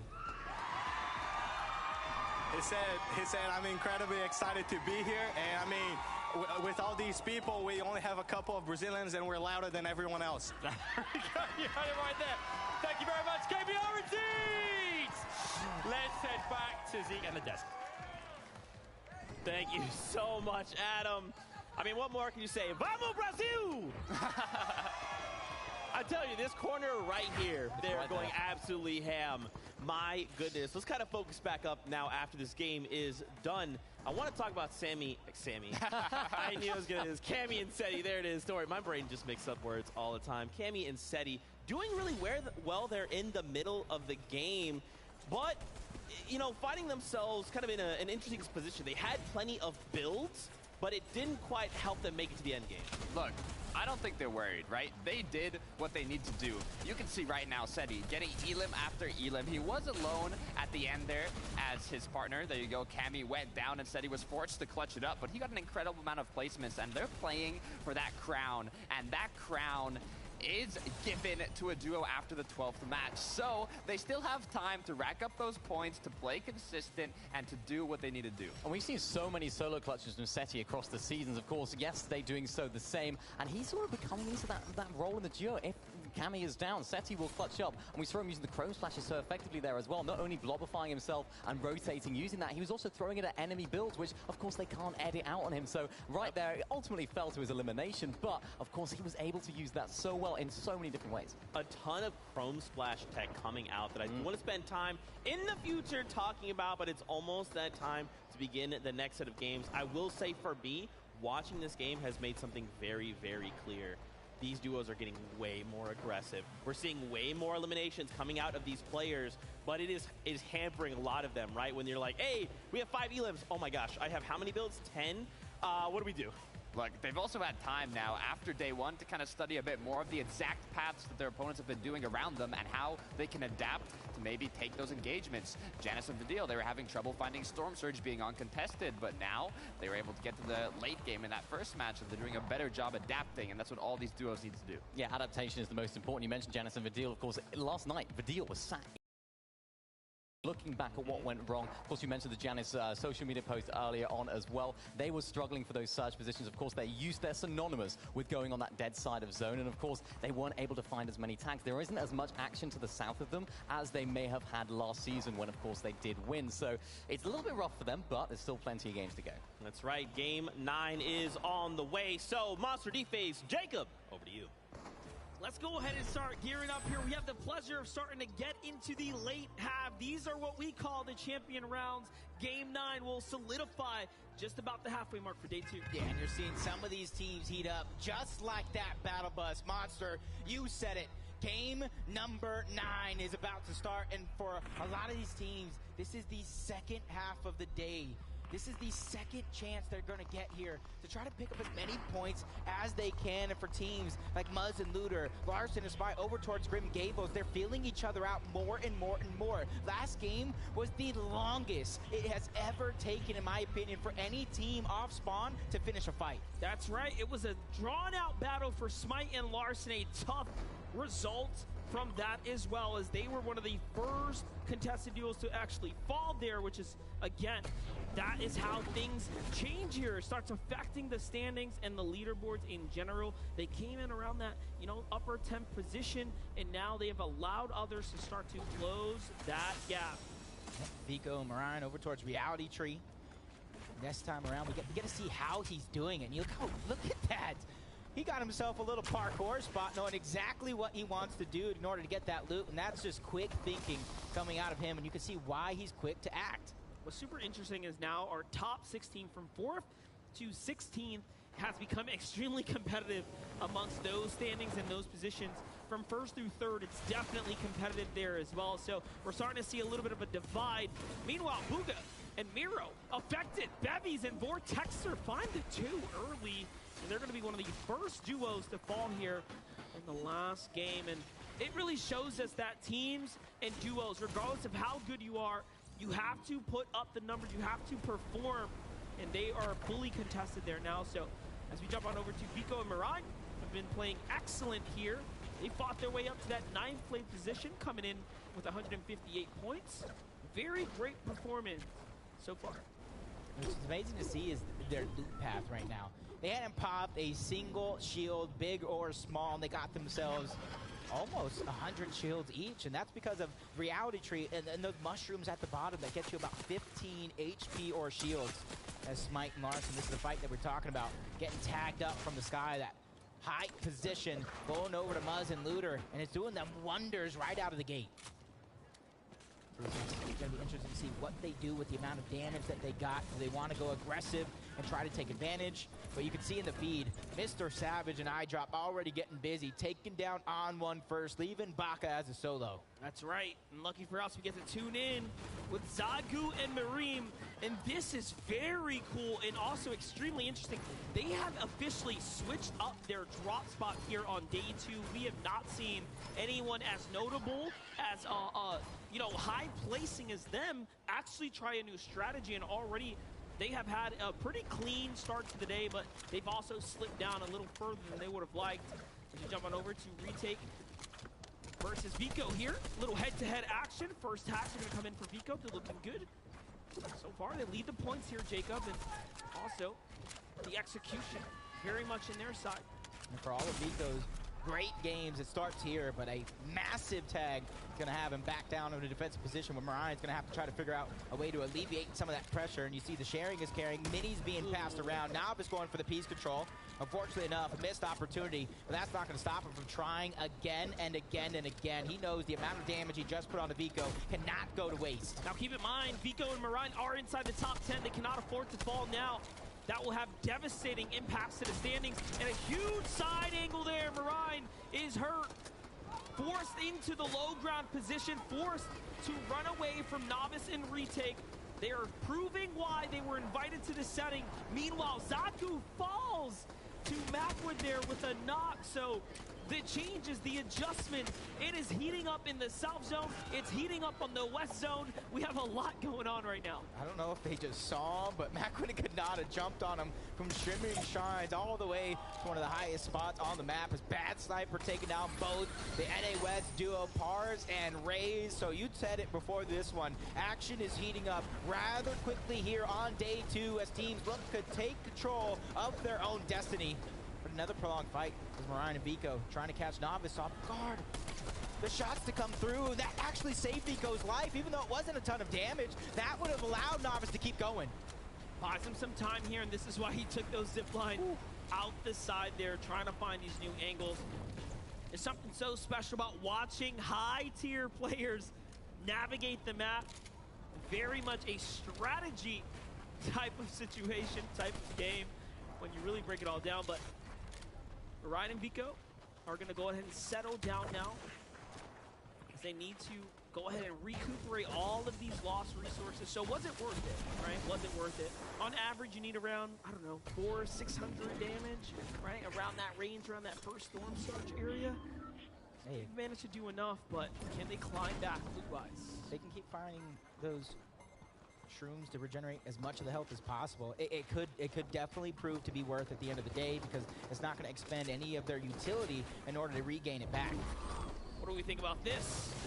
Larson and Smite leave the drop. They say, all right, Muzzlooter, you got it. Last game was solid. You can have Grim Gables. I'm getting out of here. But it almost looks like they left TSM duo trying to go ahead and still put the damage onto Muzz and Looter, as he, Andy, and Joe floating in all the way from Synapse Station, trying to put the Tiki tags onto Kanata, and that's going to be his shield, disappearing right before our very eyes. But ultimately enough, the Cloudy Condos teams who lack damage very early on, beginning to put in their own tags. Everybody right now feeling the pressure of the leaderboard to trying to get active, to try to pick up as many points as possible and close the gap. See the look of focus on Z Andy's face here, as he's got a lot of things to think about. Players to the left, players to the north. Very tough spot to be in. Acorn on the other side. Acorn and Edgy still housed up in their position. Remember, Noah Riley is here, but Edgy is down. So Acorn left to try to play this one out by himself right now. He is in 7th. Second highest placing NA East team currently alive in the lobby. Cole and Scented lead with the points, but Scented has done enough to go ahead and perform while Acorn is just behind them. And right now, this time around, a little bit of a switch up when it comes to that zone from northeast. Looking like we're going to have a little bit of a southwestern zone for some of these teams. And Cold and Scented, they spotted that one right away. They moved a little bit south, trying to take that position towards Tilted Towers, where you know a lot of teams are going to try to travel through to try to get their own spot in the zone. So that's a good opportunity for them to try to pick up as much Storm Surge damage as possible. As Thomas Trippin having such a fantastic day number 2, but that should be no surprise to anybody. Like I said, the history shows that they're a day 2 team. I'm a bit concerned about this position here, though. This is very much reminiscent to the Game 7 positioning, where they took their time, played high ground. Yes, it's more textbook as they split up, but professional players are very much not willing to rotate through those open areas. Meanwhile, Commandment and Avery also hoping for the same, playing the high ground of the Rave Cave. You can see not a team in sight. It's very, very tough to play those positions out. Yeah, I would love to see them to kind of switch up their spot, because right now, they should know there's not too many teams above them. And the zone being on that edge, it's going to be a little bit of a slower side, slower opportunities, but Peterbot and Jamper trying to pick up some own opportunities for themselves, trying to make that sneaky play all the way from that far eastern portion of the map, slowly but surely trying to close in on some of these Cloudy Condos teams that are trying to go ahead and get their resources, because you know as well as I do, this has been a little bit of a split between all 3 European teams. If you're looking for a highlight, we might just find one. We are just moments away from something big unfolding, and Murstache and Malabuka know better, but on the other side, there's another fight too. Moraine and Vico, top 9. Such an important fight. We have to see if Moraine can actually clutch up for his teammate. Yes, he will drop down and get on top of Vico's body. He doesn't even box him up because he doesn't have enough resource to do it. He would rather save it in case he has to fight his way out of this one.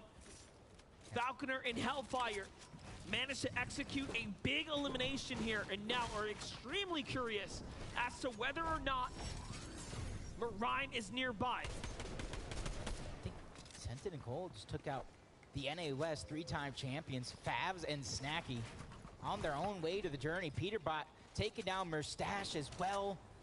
Everybody really trying to prove their own path. They don't want to have anything other than their own decisions really find out if they're going to make it to the top or not. But this one continues as Malibuca's trying to stay alive here as a solo. Peterbot and Jamper don't want to let these points go to waste. They know the Storm Surge here is so important to them, including those points on their way to the top. Peterbot refuses to end this day in last place. He wants to fight for more points. Yesterday was a very, very tough showing for them. And now, what can they do? What can they earn? Jamper's gonna get hurt there, but he does close out in the end versus Malibuca. And that ambush pays off. Yep. Looter, Muzz, spotting out Vino, trying to put their own damage there from the distance.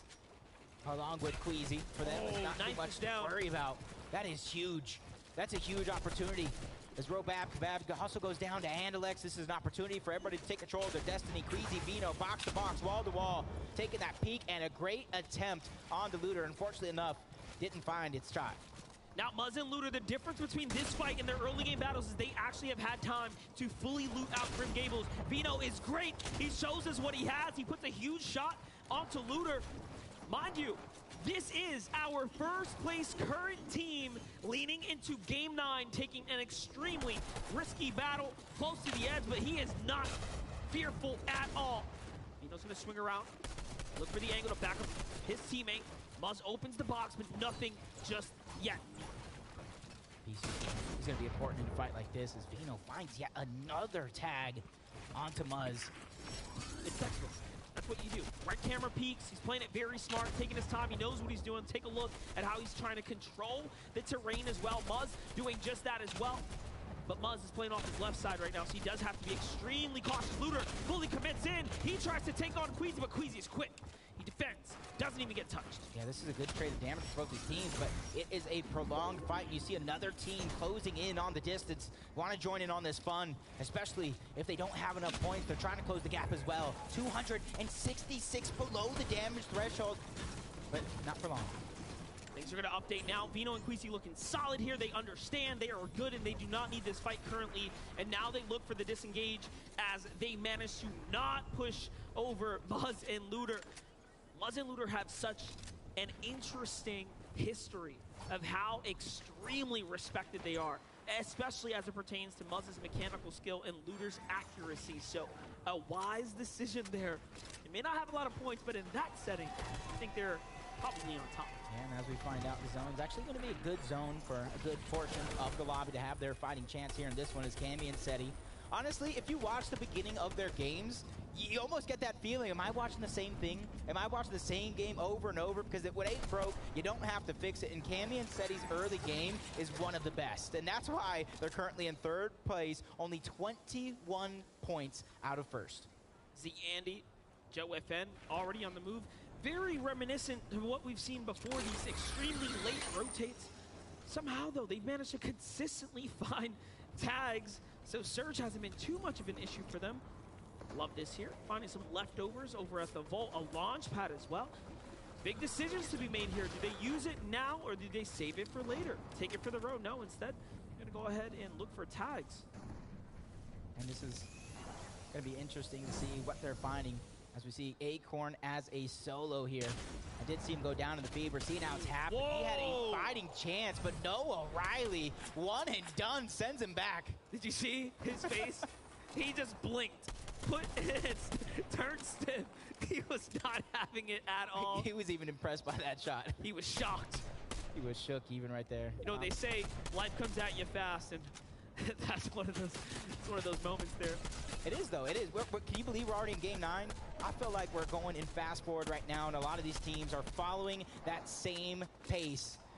And jump on board one of the best EU teams here in the lobby, suffering to Storm Surge. Trippin is actually going to go down, 23 below. Thomas, he's trying to do everything he can to find the damage. What a huge, huge engagement happening here. There's a lot of story unfolding. PH Zin is hurt as he finds one. Kitos is going to go ahead and slide on in after the knockoff to Trippin, but they get up. PH Zin slides in. We just saw That happened before our eyes, and now Thomas HD gets the opportunity to honestly try to play for a clutch here, but it's not going to be easy, as PH Jin and Kitos have already said in their interview, all they are here to do is make Brazil proud, and there's no way they're going to let this one down, and they find Thomas HD. That was second place. Second place is now down. The aggressive Brazil region trying to rise to the top as Cammy and Seti are now met with Kanata and Macwood. And honestly, I don't think either one of these teams want to stay too much longer here in the zone. They want to try to get themselves that good spot. Fall behind any position right now, but Cammy and Seti putting the shots in from the distance. They know Storm Surge right now might not be a wordy, but later on in the game, it might have to be something they think about again. Pivotal moment right there, finding those tags, giving themselves more time to work with, as they are one of the last teams to have to make this rotate right now. Us casters have the wider look at the map, so we can tell how much is really going on here, and this southern area is looking dicey. Yeah, tilted towers is majority in there. You can get different elevations. Got to be careful when traversing through that. As KBR, you see the elimination onto Peterbot, him and Jamper. Such a good run here on day 2, trying to make a comeback for themselves, bumping up a couple placements, but KBR and Zeet overall have been impressive game after game. Their consistency is absolutely insane, and their game plan, honestly, has proven to be one of the best. With those set of elims, that now puts them just around that 5th. And Z Andy looking to go ahead and wrestle that one away, but the lobby is focusing on them. It's not going to be an easy rotate. The next time we tune in, they might be extremely worse for wears. Larson and Smite also having a problem. Surge is active just soon. 20 seconds away and they're below the surge. And you're seeing what happens when they don't take that off-spawn fight. Both Muzz and Looter are hunting for damage, and you're seeing Smite and Larson have to do the same, and it's causing them to use a lot of their resources to try to survive this. As you see Reek picking up 2, taking down Threats and Alice, a team forged specifically for this event. As Smite and Larson still trying to peek through every angle that they have, but still below on Surge, not finding that comfortability just yet. They do know that the body was eliminated there, though, so although no tags, they will find some heals, and that is going to be a difference maker. Full med miss here, but they need tags. They need a couple more. Several players nearby, they all have to also commit. Yusri and Ju are going to be one of the few. Runa and Peppo on the other side of that as well. They're hearing the shields crack. They're hearing the damage being dealt to Larson and Smite, so they know that they're suffering to Surge, so they're in a good spot. They just need to play defensive and not let this team get any chances. And it was crazy smart of them not to break the Chrome builds in front of them. They know this team cannot edit, so they start to turn the focus to the other duo in the distance, but now a decision has to be made. There it is. Huge. They find a few tags and a down body that will count, and a little moment to breathe here. Now it's either fire or stop and heal, and instead they take the fight here. Smite looking outwards, and these are the crucial seconds right now that they have to think. But once again, Storm Surge is going to shut off, and right as they were falling, right below it, a lot of those heals, a lot of their resources being used just to stay alive here in this position. So for them, in the back of their minds, they might be trying to look, when can I get a refresh? Where can I get a refresh? Because sooner or later, want to continue their consistency. Might make sense for them to go ahead and look for another fight, but on the other side, King and Ed are still alive in another situation. They're really starting to heat up today. All of a sudden finding their footing here in the competition. They're around the middle of the pack, just around that top 25 marker. They can still do big things. They can still show up. Larson Smite still dealing, trying to survive. Running out of absolutely everything box to box right now against Scram, trying to find the damage they want. This could be huge and absolutely necessary for Smite and Larson to take him down. And you got to imagine Scram as a solo jumping into a duo's box. He was probably hurting on Surge as well. But even with that elimination, they are still 105 below. And the biggest elim, Thomas, HD, and Trippin are down and out. The leaderboard will give us the full picture here. Seti and Cammy are now the only team that can start pushing for Vino and Queasy right now. now outside of Cold Incentive, but Smite, Larson having bigger problems here as they are looking for Surge. They are looking for a fight. The focus comes in, loses his teammate here and dips into the zone. Not much to work with. They are going to have to step in. It's all or nothing. Great tags there, but not enough to do any serious damage. Larson is down and out now for the count.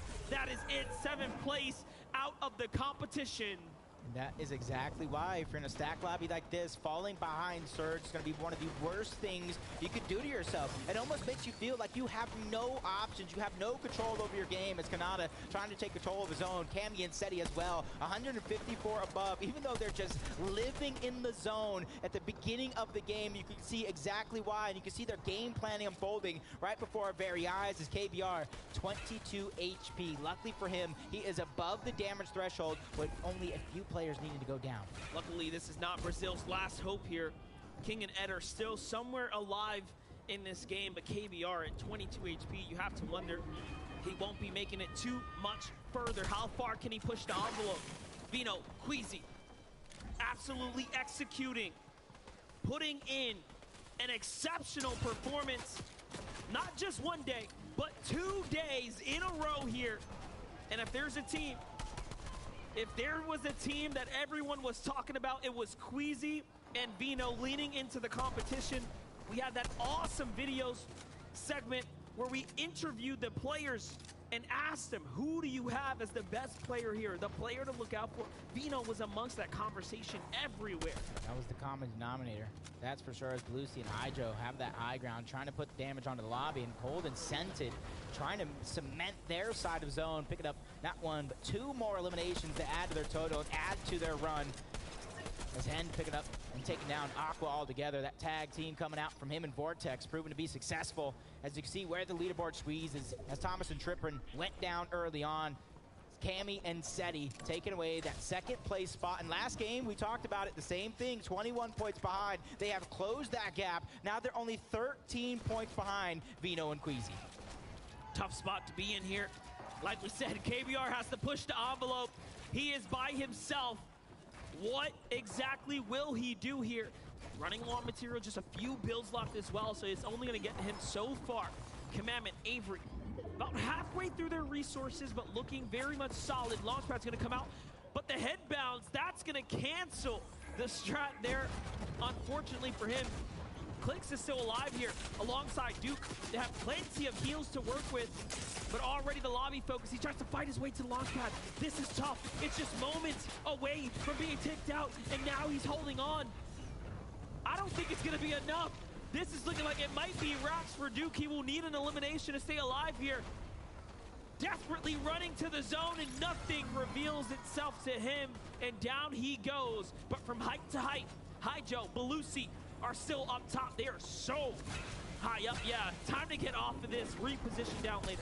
Yep, check your watch, because you know what time it is right now. 6 moving zone. This is where typically Queasy and Vino try to make a shot for it, and right now it does look like that one's going to come to fruition yet again. These guys know how to play the end game and take control, but Hydro and Belusi, one of few teams trying to fight for it as well. Macwood and Kanata flying through the sky. They don't want to even contest it. They feel safe towards the low ground in that chaos where it's so many eliminations. Even Clown picking up 2. Commandment going down. Cold gets another one, and Cammy and Seti are just sweet, strolling straight through the zone, finding themselves that sweet spot without too much to worry about. Hen's got his eyes on Cold. Cold is hurt. Shot from behind, though. He's still on the prowl here. There are many, many duos nearby, and the tracking on Hen is exceptional, but high ground. Queasy and Vino managed to pull through. Honestly, the resilience of this team to continue to play for height. They're now just inches away from the finish line at this point as they continue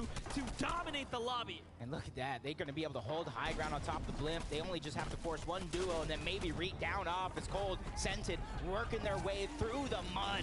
And that where it's going to be a treacherous journey as they find themselves front side of zone. That is a recipe for success as Hen, Vortex, all the way back. 6 eliminations, trying to find their way forward. Macwood, Repstar, they're all joining the action. And let this be a lesson for every player here. It is not over until it's over. Hen was so far out of the competition, and now he finds himself fighting inside of the top 10 here for a spot at big money, but Pink is still alive now. His story is yet to be told from contested drop now to an end game. Finally, we get to see what Pink is all made of here. Sentinel and Cold are still alive. 5 elims for them.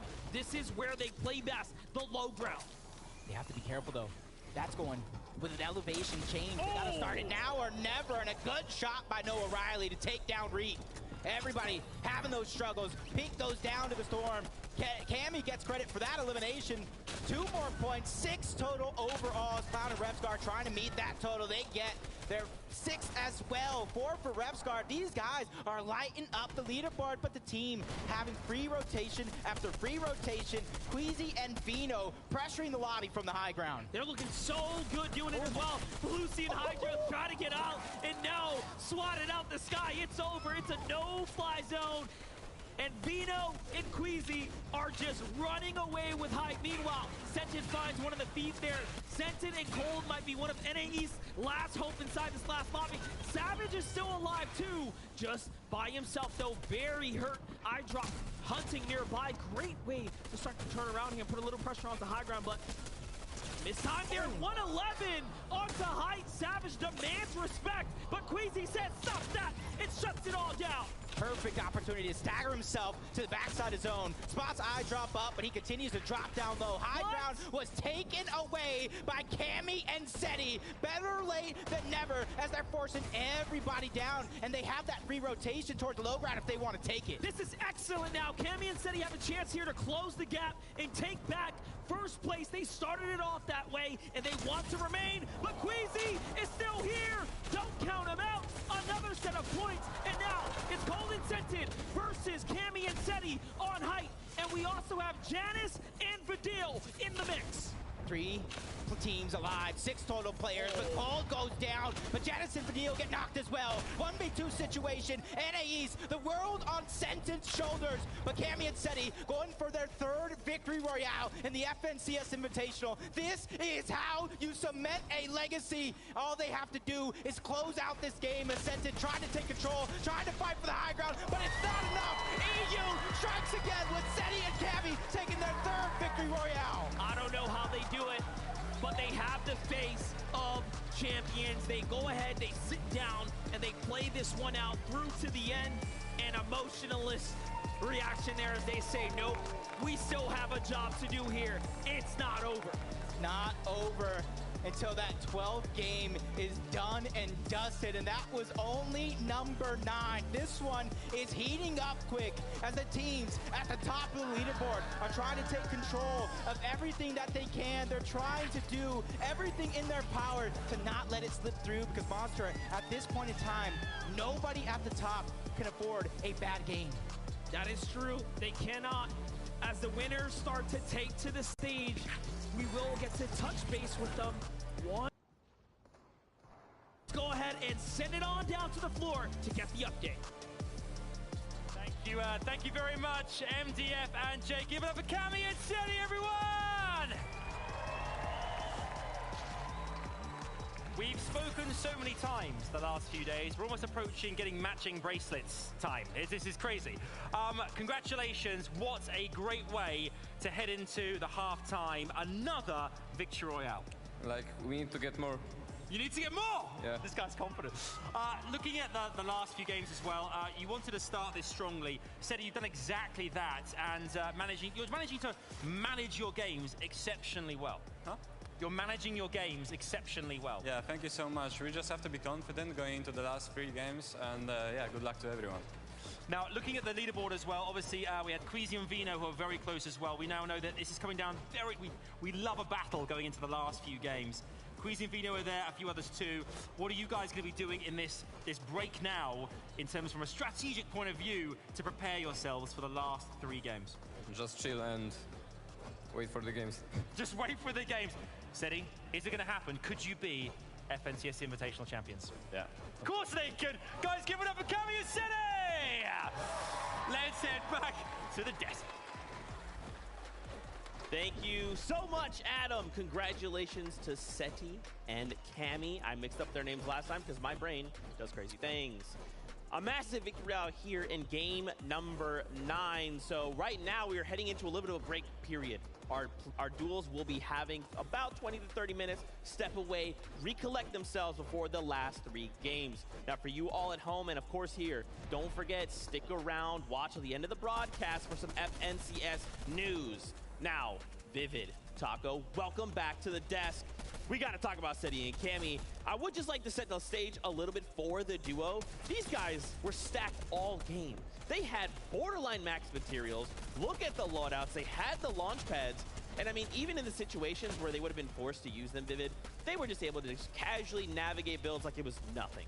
I mean, they're impressing me right now. I'm not gonna lie. You know, day number 1, they did get those 2 victory royales as well. And then this third one, I really wasn't expecting them to get another one, but sure enough, they find themselves on the high ground again. So uncharacteristic. We've talked about it so many times that usually they are not a high ground team. They like to play towards that mid ground, just casually go throughout the game. But no, ending this game with 5 eliminations, which, yeah, that's not too many, especially when we saw Scented and Cold get 10. But again, you know, just realizing that, hey, listen, we're on the international stage and people are making mistakes, and we have to go for the higher ground when we feel like we can.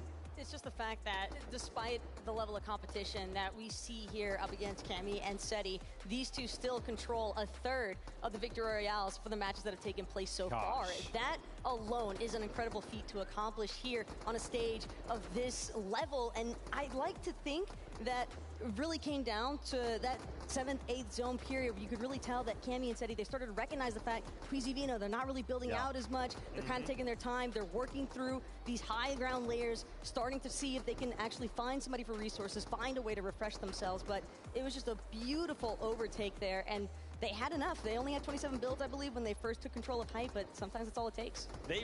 I love that they were talking about confidence, right? Finding that opportunity, like you're saying, they were just like, hey, they ain't building on high ground. We have plenty of builds. Let's just rush them. Boom, turns it into a victory royale. Mini Miner, you are standing by here during this break period. What you got?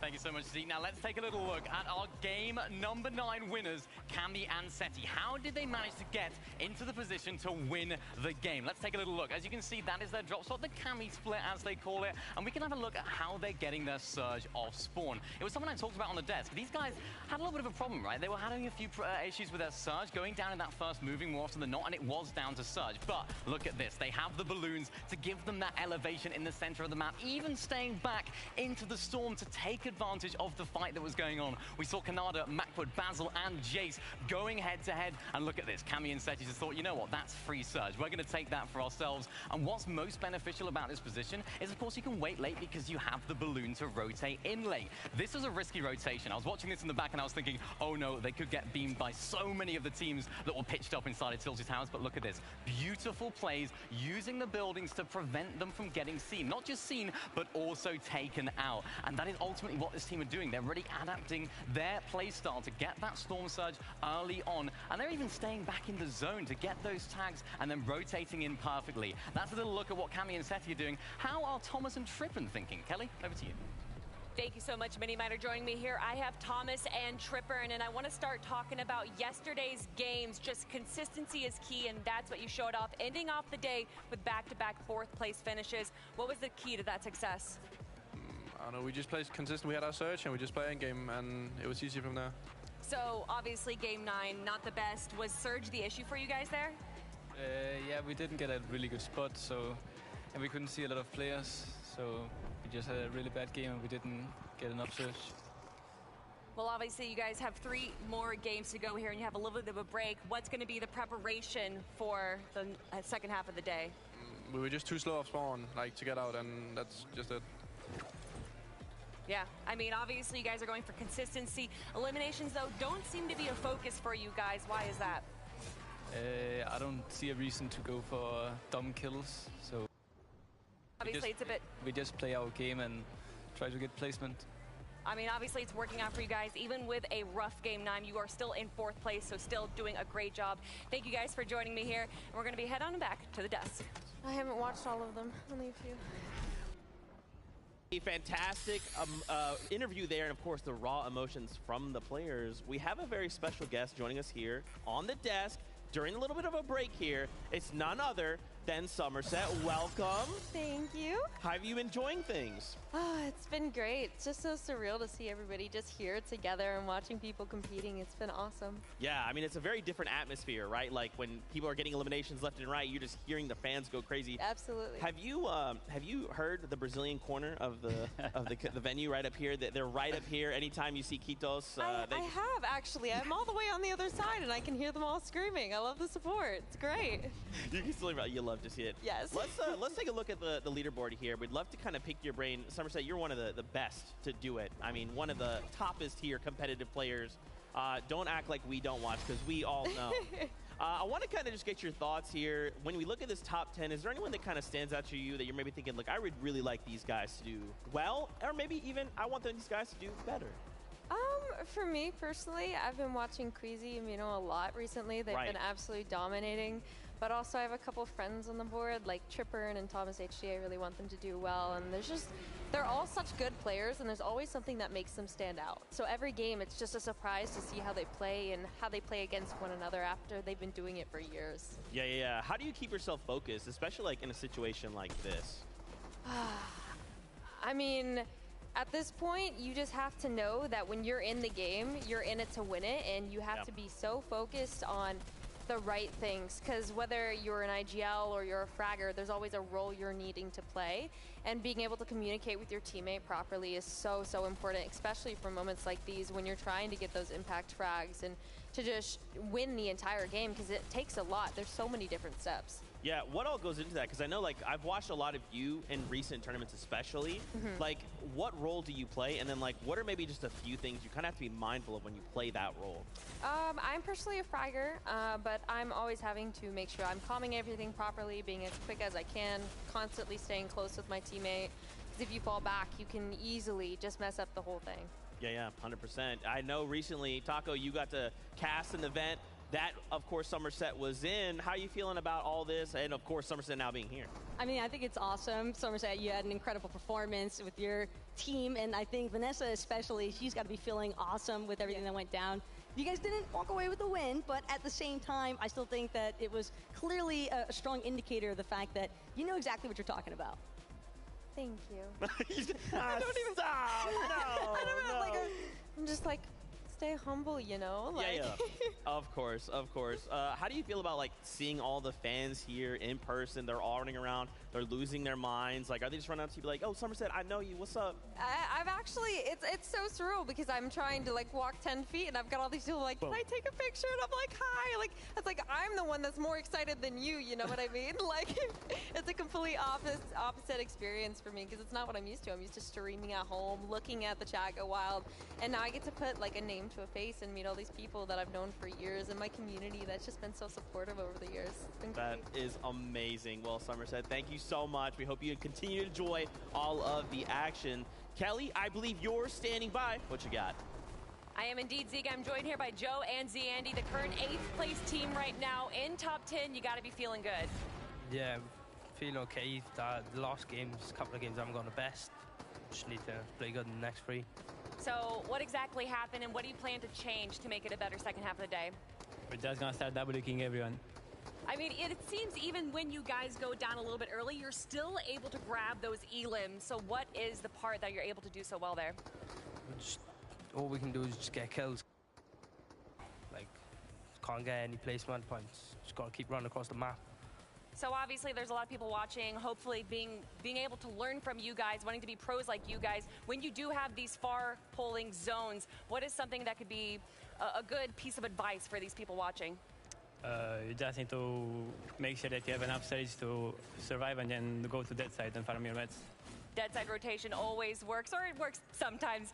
Guys, thank you so much for joining me here, Joe and Zandy, and can't wait to see how you do in the second half of the game. But guys, it looks like it's time to head back to the desk. You'll love to see it. Kelly, thank you so much. And again, I'm always going to shout out the players for just giving us that moment of time to just check in with them, see how they're doing, see how they're feeling. we have another special guest lined up. Nick A30, my boy, it is so good to see you. I don't know if you can hear it, but the venue is actually losing their minds that you're here with us. I can't hear too much, but actually that's one of the best parts about those events, like the crowd reaction and the hype. Like, I was just looking at the crowd when they were showing it on the broadcast, and there was people dressed up as Peelies, there was people with signs. Like, that is the best part. I love it. That is so awesome. Nick, welcome. We hope you are having a great watch party with the A-team, the A-squad, all of the homies out there. How are you enjoying the competition so far? What's standing out to you? So I love it. I mean, I tweeted about this, but like the walkouts were epic, and the commentary from Monster and everyone was just phenomenal. It was on point. It was crisp. The quick stats are so cool. They add such another element, and I think the spectator client has improved so much. I mean, there's no lag. You can see everything in real time. Phenomenal. Production quality is great. Zeke, you're looking good, and you're killing it too. You guys got some nice setups. Like, I just want to say. And, you know, it's been interesting to watch a lot of these top players like Cammy and Seti, Queasy and Veno. And, you know, I'm rooting for Clix, Bugha, Savage. There's so many. It's like you just can't. I don't know who to root for now. That's right. Yeah, we just had Somerset on, and we kind of got her thoughts and insights. I wanted to pick your brain as well. Watching some of these players, especially, I mean, you've competed in a number of these tournaments as well. What kind of goes through your mind in these situations, in these like high intensity? Like, obviously, we here get to see everything, but when you're a player, your vision's a lot smaller. Yeah, and I'm like, I get really nervous too, but I'd say the way to get not nervous is to practice. When you're practicing, you become more confident. When you're confident, you're thinking right, and you can actually like make those calls. I was really impressed with like Cammy and Seti because they popped off early in day one, and they're still showing up. I also was very impressed with Queasy and Veno. Like, they're so calm, completely opposite of me when I'm in that situation. Like, they're always on height, they're always finding it, and actually Game 7, I want to like call out that. Like, they did a fantastic job when they dropped down. So I think it was Veno who dropped down first, and Queasy was waiting, lurking from above. And the duo on the bottom drew their attention to Veno, and then Queasy comes in from behind. He stalled a bit after Veno drew their attention. It's just such great teamwork. And like, this is what it's all about, Zeke. Like, you're seeing the top level plays like that you don't see in like public matches. So it makes it so fun for hopefully everyone watching, and you know, it's just great. I love it. Thank you so much, Nick. We love hearing from you, and of course that insight next level. We hope you have a continued awesome watch party. We'll catch up with you a little bit later on. Once again, massive shout outs, Nick A30 and Somerset. We love you guys so much. Why don't we check in with our casters, Monster Deep Face, Jacob PR, what you got? You know what? I like Nick A so much, I might actually just take his jacket for you, Nick. I got you. I'm going to take Zeke's jacket. We're going to split it in half, though, and we'll go ahead and send it out. But let's talk about some of our favorite moments.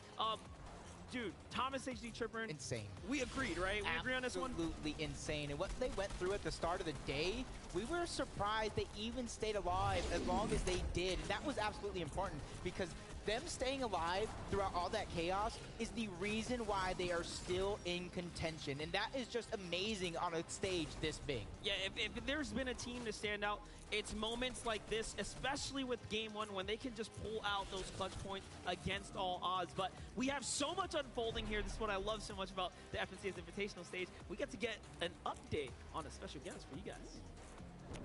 Yes, thank you very much, Monster and Jacob. I'm joined by the almighty Vanessa! Vanessa, welcome to the wonderful audience here at FNCS Invitational. How has your time been here so far? It's been absolutely incredible. After seeing World Cup all those years ago, I've always wanted to go to a LAN, and I'm way into Fortnite more now than I have been, so it's really insane to see all this in person. It really is. I mean, you guys are fantastic. Yeah, amazing. I mean, obviously, you play competitively as well. What has it been like for you seeing all the top 200 of the top players from around the world here to compete? It's been incredible.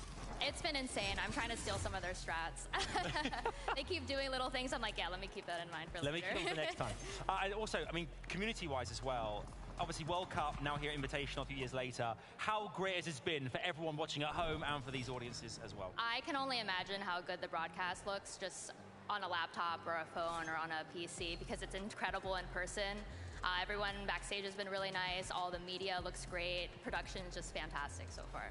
It really is. Any particular duos you think to look out for? You think could go all the way? Who kind of sticks out for you? Anyone in particular? Or do you think it's still very much an open race at this point? I think it's kind of an open race. I mean, there's still 3 games left, but with Bino and Queasy close with Cammy and Seti, that's like honestly what everyone's looking out for right now is who comes out on top. Yeah, who will be on top of EU? Or a dark horse will come through. You never know.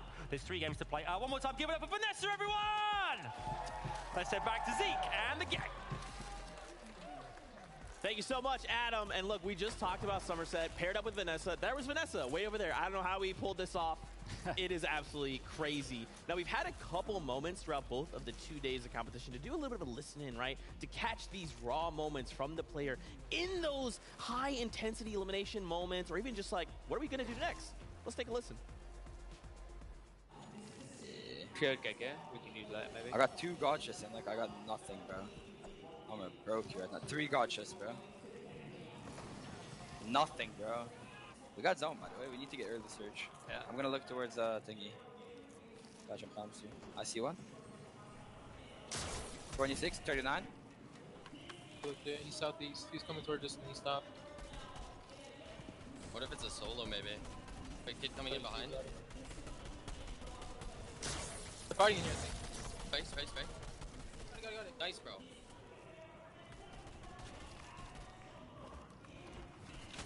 Nice. It is decent. 5 kills. Not bad. Yeah, drop it. Yeah. Hit me. Back, watch me. Watch me, Anna, watch me. Nice! Yeah, let's see where zone is in 30 seconds. If it's far, keep the bubbles. Do my bubbles. Okay, wait, so. Yeah, drop your bubbles. I'm chugging. Come on. Look as well. Attack 200. Nice. I got chugging. chugged. Yeah, you need to go. More I have no chugged. mats. Yeah, come here. Just go. Get ahead. We just play for placement. Get all the 150? placement. Yeah. 150 height. I'm coming down though. That on me. I got buddy. Yeah. Adding. Jump in. Go box. Get it. Push me. Nice, bro. Second, Get on me. They pad it up. I dropped. Team pad it up. Okay, go down. Position.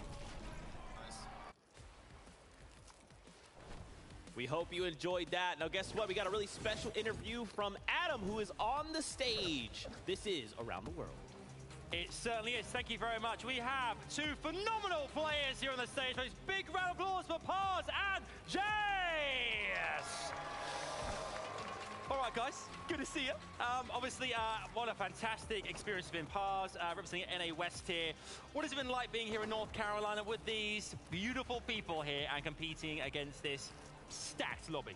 It's been an amazing experience. Honestly, it's my first LAN, so I didn't really have any expectations going into this, but the whole thing's just been incredible.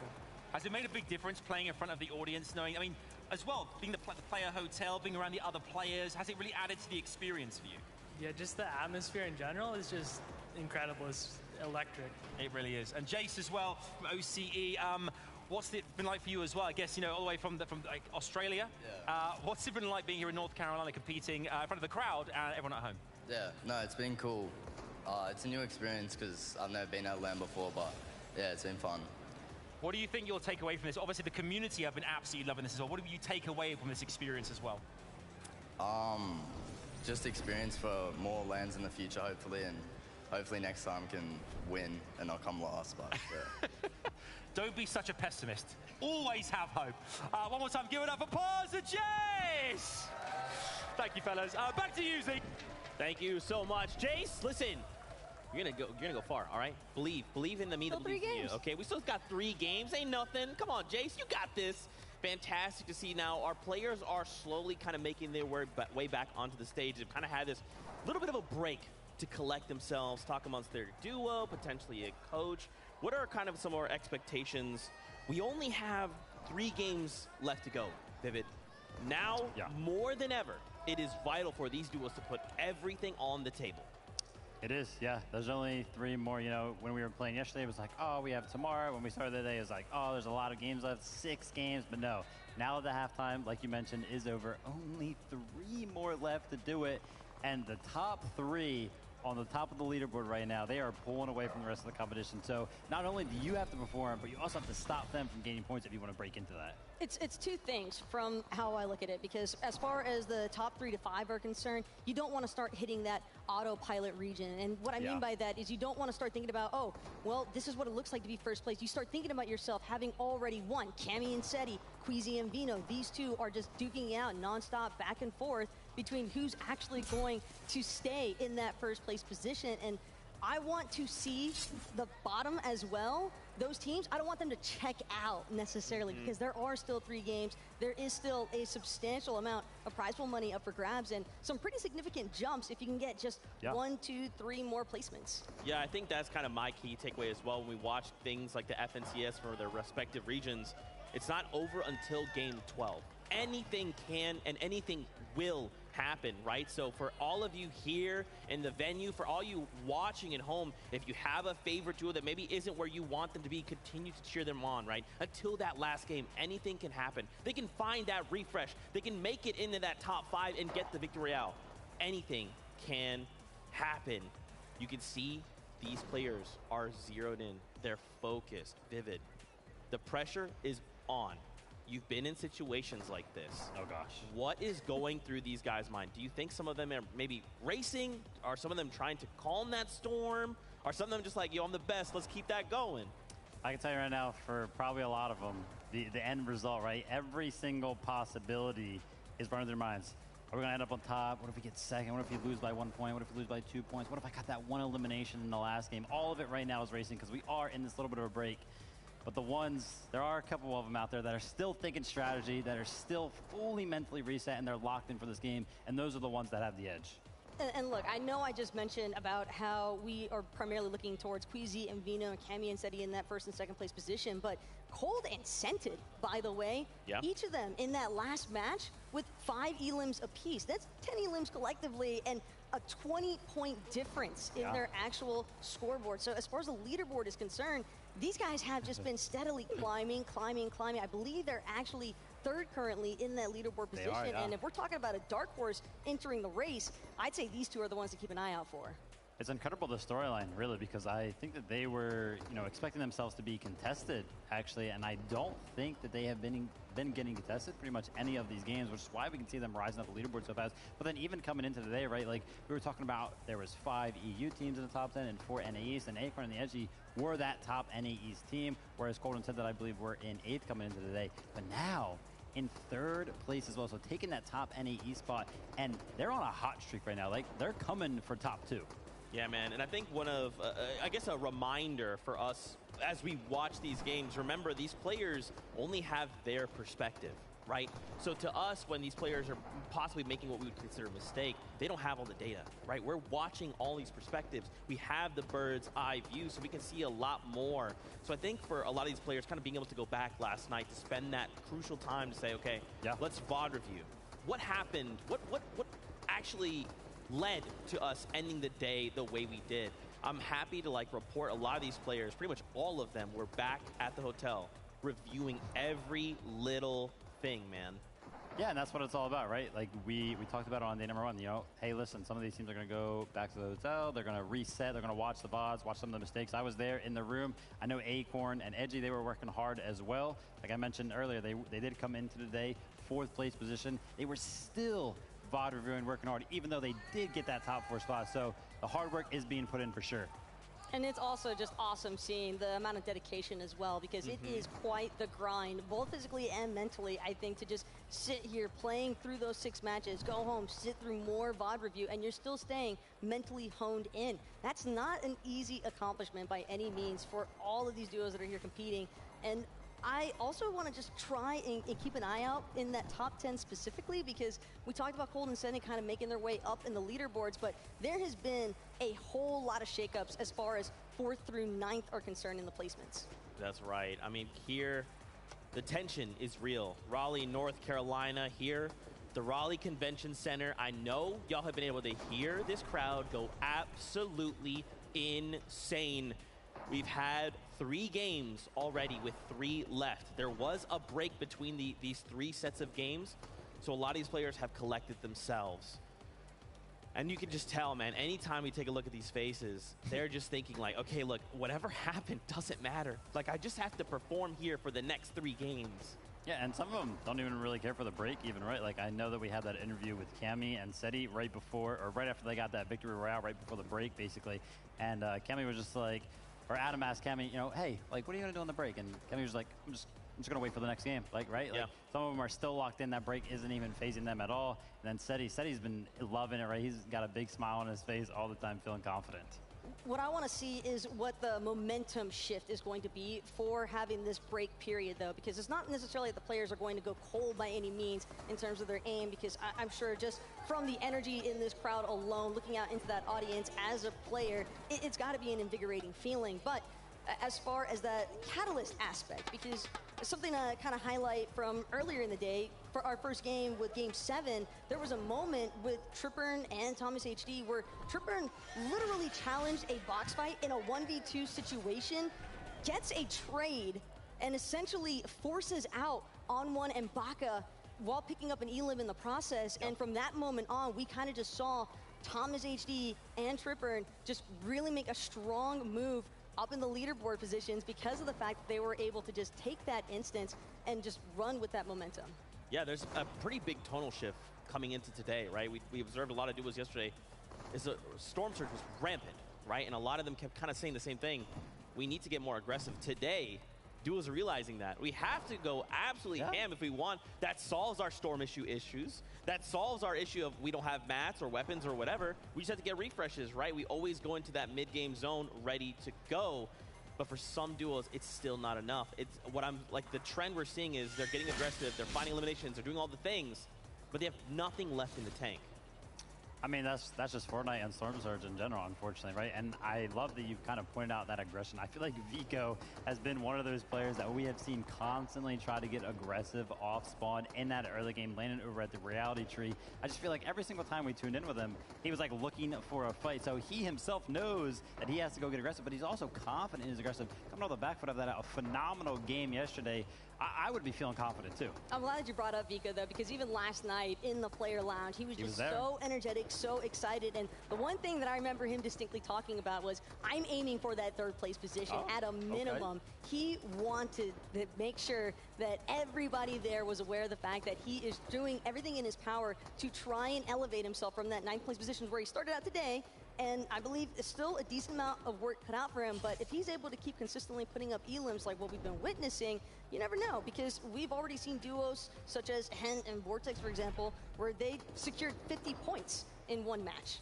I love the fact that that we're talking about players right now, and one of them that we have to talk about, Zeke, it's Vino. Yeah, man, just take a look at these stats. I mean, Vino, I will always continue to talk about this player, specifically his evolution. Ever since he hit the competitive scene, he was always known as just the guy that could do one thing.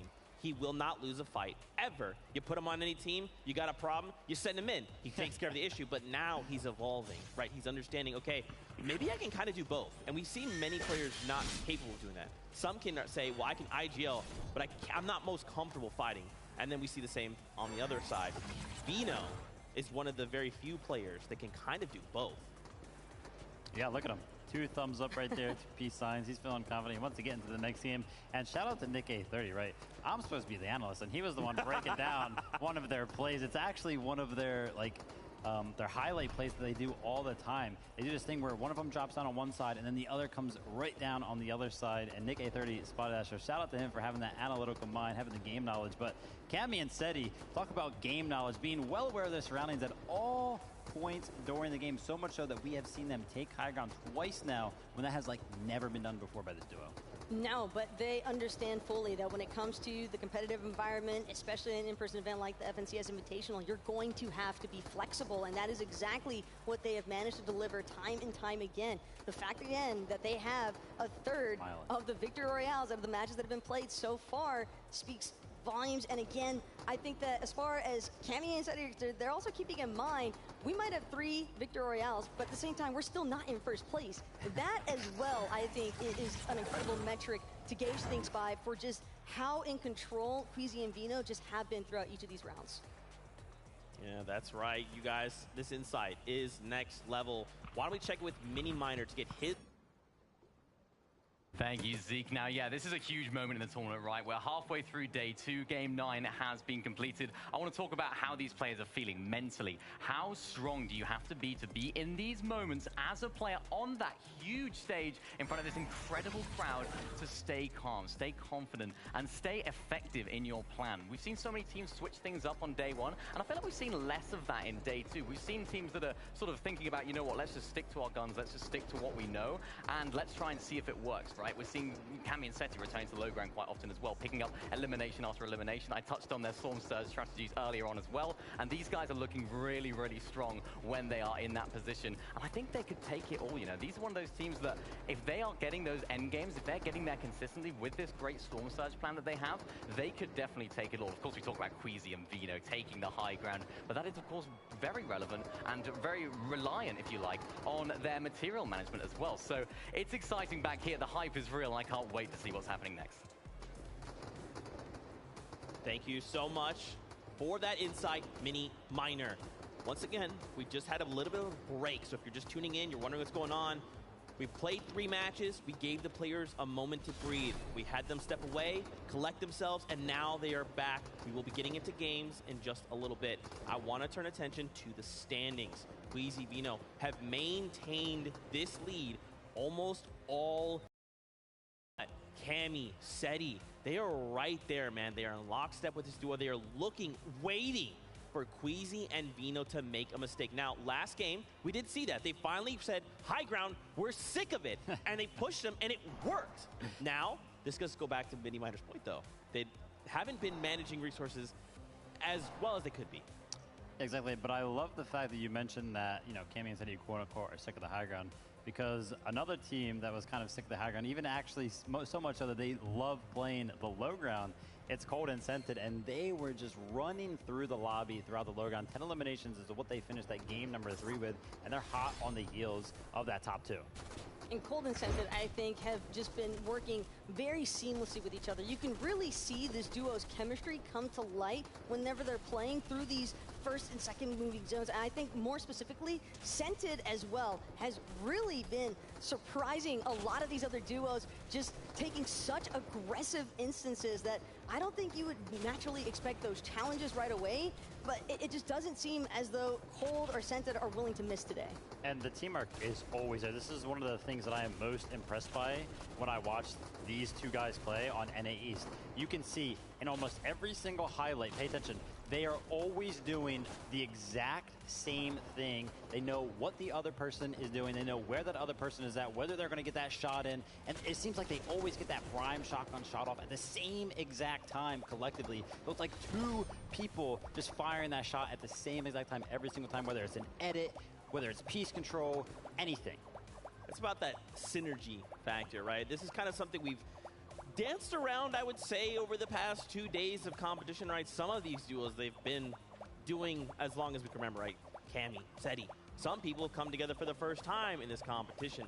For this duo in particular, they, to your point, are basically the same person. They act as a single entity, right? When we watch duels like Queasy and Vino, it's like, oh, I don't know, I gotta go take high ground, Vino, go down there and deal with it. For this duo, they're like, hey, we need to accomplish a goal. Yeah. Let's just go put our heads together and take that together. And it works so well, especially when they get to that hot, or that low, I almost said high ground, that low ground position, because Scented has been playing it for so long. Throwback to when he got multiple second places, so he himself, you know, not to mention, is still chasing that championship title. And, you know, right now I think he's like 54 points behind. Definitely within striking distance. That's like 1 game. If Queasy and Vino and Cammy and Seti both go down early, then Cold and Scented are being set up very, very well. And that's another thing that I love about looking at the top 10 of the leaderboard and even seeing some of the players that are in those 11th through 20th positions is that there are so many duos out here that we see in that top 10 who are chasing the prestige of their first championship title for an event, and to accomplish it here at the FNCS Invitational, one of the first in-person events that we've been able to witness in quite some time for Fortnite. It's just absolutely insane, and I can understand why these players are just so excited to continue the competition, to keep trying to showcase that this is what we've been grinding for. I mean, just look at these emotions, right? These are just a handful of highlights from every victory royale we've seen. you could just see on their face. Well, unless you're Cammy and Seti, then yeah, Cammy's just the like single clap. yeah. You know what? One clap, whoop. Another day in the office. I mean, we're starting to see a lot of familiar faces here, getting back-to-back victory royales or cumulative victory royales. Man, oh man, it just kind of begs the question: what the heck are we going to see in these last 3 games, man? You know, game number, let me think, let me do a little bit, what was that, game number 9, yeah, game number 9. So, Belusi and Hydra, right, they were kind of tired of seeing Queasy and Vino up on the high ground, and they themselves were actually up there, so much so that they had it going into the moving zones, right, and then they lost it to Queasy and Vino. Who would have thought? But then they went for it again later on, so the battle was kind of continuing, and that's something that Queasy and Vino are actually known for, so maybe they're stealing a little bit of a strategy out of their book, because I have seen Queasy and Vino actually lose that high ground on a multiple occasions throughout the Invitational alone, but it's like, a minute later, they're just back on that high ground. So I feel like that strategy where you kind of just let somebody take high ground and you're like, all right, whatever, let me reset, let me go get a more advantageous position, and then just take it right back. That's something that Queasy and Vino love to do. However, like I mentioned, Haijo and Belusi were the ones that pulled it out that game. And they're not the only duo that's been aiming to try and keep that high ground level suppressed away from Queasy and Vino. It's just another kind of instance where we see Queasy and Vino, they're doing everything in their power to try and maintain, but again, we have seen them encounter some material issues. Their builds haven't necessarily been able to match their aspirations in terms of maintaining high ground for games 8 and 9, but heading into game number 10, whenever we do get to that instance after the players get their nice little break, have to keep in mind these are the players that I really wanted to kind of keep an eye out for the 11th through 20th, because I think Clix and Duke, we've been seeing a lot of action coming out from that Fort Jonesy section. Pink and Nas especially. I mean, these are all names that we have been watching over the past couple of years, just making themselves known. Yeah, and I really quickly wanted to turn attention to Thomas HD and Tripperin.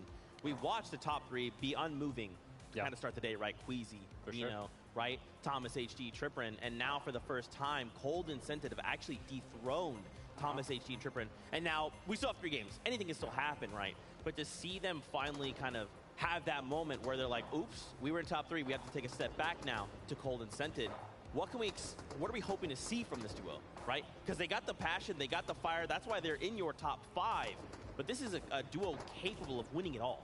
So Cold and Scented aren't too far ahead right now, right? I think it was like 3 points, 4 points. Exactly. So we consider maybe a little bit of a tie right now, right? Just have to have a good game out of Thomas and Tripperin. I mean, it's just one game, right? One slip up. I want to see them return to the form that they had in Game 7 and Game 8.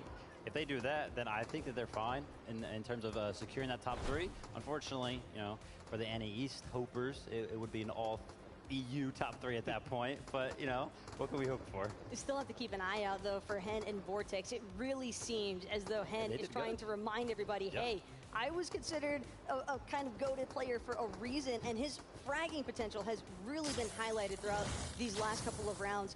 And I think especially getting 50 points in a single match on top of the Victory Royale, but it is unreal to think that he went back to back with strong Elim performances, because I don't think that a lot of people really had too many expectations for him. He's been relatively quiet, especially given everything that happened throughout the entirety of the last season, funneling into the FNCS Invitational. But here today, he just seems like he's alive again.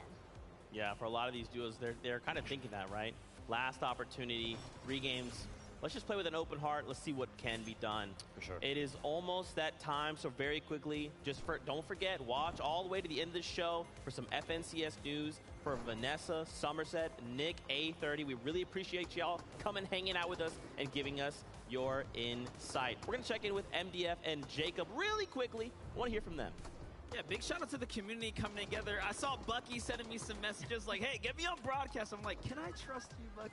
Everybody. But, yeah, everybody's seeing the biggest stage, and they want to go ahead and take part of that biggest stage. But that's exactly what the atmosphere is like. Even everybody in the crowd knows this is one of the biggest moments in some of these players' careers, and it says a lot. The way I see it is you should have gotten a flight and came out here and hung out and enjoyed this atmosphere, because it is nothing like we have ever experienced before.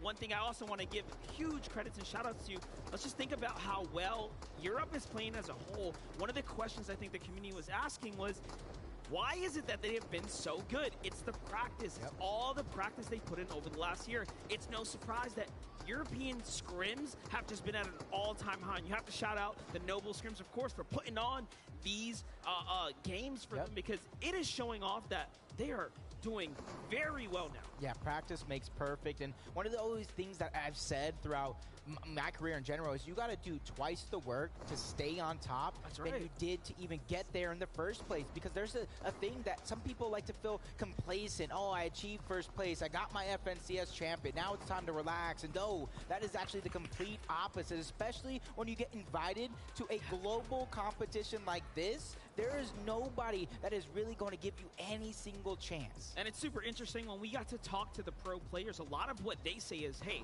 the way you improve nowadays, that what we do is actually we just play in creative. We just go head to head on a very frequent basis. But you're seeing now that, you know, playing those end game tournaments, really putting in the work in zone war-esque style tournaments. That's what we love about creative, is you can take it any way. That is some of the best practice you can use to start to hone in and become some of the best of the best. Yeah, and you can even see like that practice that you're talking about, Queasy and Vino, time and time again, that 6-moving zone, that's when you can really count on them to really try to go ahead and take some of that height. But we can count on the Des to go ahead and hold us down with more information. Thank y'all so much. Fantastic. As always, we're getting ever closer to starting game number 10. We're almost there. We're making sure we're checking that battle bus, making sure all players are on board before we kick off the last 3 games of the FNCS Invitational. My goodness, the crowd here has been electric. They've been cheering on the fans. You guys are allowed to be hyped. It's okay. There they are. They're awake. They're focused, just as focused as some of these players are. Vivid, I wanted to kind of ask you a quick question here about aggression. We're seeing these players, they think the answer to winning, the answer to solving many of our problems is aggression. Whether that be pushing a duo, whether that be making a single edit and hoping for the best. What are your thoughts? Do we need to be even more aggressive? Do we need to maybe slow things down for the last 3 games? You know, I tried to remove bias as the best I can. Sometimes, you know, it slips through. And this right here, this answer is going to be biased. Because I was like, like I'll straight up tell you, I was like one of the most passive players to ever play Fortnite, right? So aggression to me would have never have been the answer. I personally would just be maybe looking at the positions that I'm setting up on throughout that mid game and the early game. Hey, you know, maybe this hill isn't working. The people that are landing around me, they're not rotating towards me. They already know that I'm going to be setting up here. What other positions around can I go set up in? Or maybe I can go get some, like, you know, sneaky little beam on somebody that is rotating one of these crazy other rotations and maybe, you know, figure it out that way. But one thing that I love to see is that we have some of these newer duos, I think, as far as competitive experience is concerned, especially when it comes to playing at an in-person event. But Smite and Larssen, they have been a duo that have been very open about how aggressive they want to be. They've been looking for that challenge up against Muzz and Looter all day yesterday specifically, and now here today even. I think that we've still been seeing some instances between Smite and Larssen, but at the same time, they just gotta be careful to not necessarily go too hot-headed into some of these engagements. But I think for the most part, their aim has looked pretty strong, and when you're on point, it kind of makes sense if you want to go all in. I love the fact that you bring up that aggression, because one of those games I was watching between Smite and Larssen and Muzz and Looter, I think Muzz and Looter like left Grim Gables. It was like going into the 3rd zone, so I don't know how they were fighting for that long, but they were like 700 above, and you already know that they did basically all of that damage to Smite and Larssen. So I have no idea how they're doing so much damage when there's literally only one duo around them. I'm getting word we have Mini Miner, who is standing by with a special guest in the player area. Mini Miner, who you got? We have a very special guest indeed. We have Blake, one of our pro players, one of our alternate players here. Blake, of course, you're a pro player yourself. You've been in this situation before. All of these players going into the final few games. What must be going through their mind from your own experience? I mean, it's just an incredible experience being here. Not really the question, but yeah, they're definitely nervous. Like going into these last 3 games, you know, they gotta like bring it all and keep it up. Yeah, for those teams that aren't doing so well, how do you resolve those problems, right? If you're going into this final 3 games, things can change. So how do you approach the sort of attempt at fixing those? So I mean, like look at Hen. They started in like 40th place and they climbed all the way up today. So I mean, you just gotta like keep your mentality straight and not get tilted. And I feel like that's like the biggest thing. Like everyone has a chance still. Absolutely, everyone has a chance. Why words indeed. Thank you very much, Blake, for the interview. Now back to you, Zeke, on the desk. Thank you so much. Blake, you are absolutely incredible. Never forget it. Now, I'm getting word we are standing by with Adam and Kelly. Hey, what do you two have? We have so much for you here, guys. We have had a lot of action thus far. 9 games gone, 3 to go. 27 countries, 7 regions. FNCS Invitational 2022. Only 3 games left. But everyone, before we can get into game number 10, we're going to need your help because the players need to hear you. The world needs to hear you. So we need to make some noise on 3. 1, 2, 3!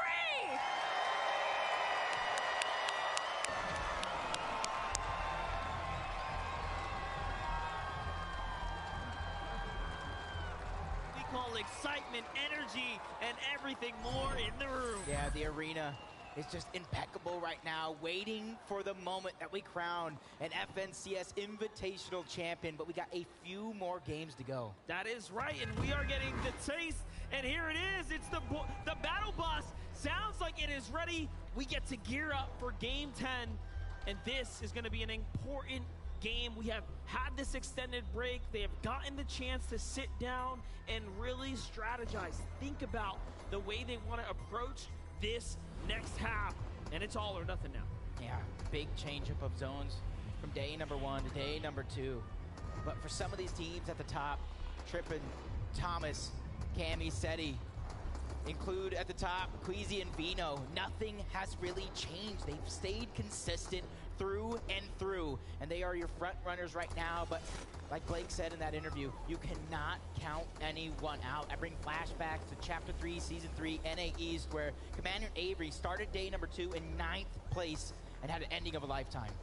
That is right. Well, there are just 3 more games in front of us as we are now kicking this off.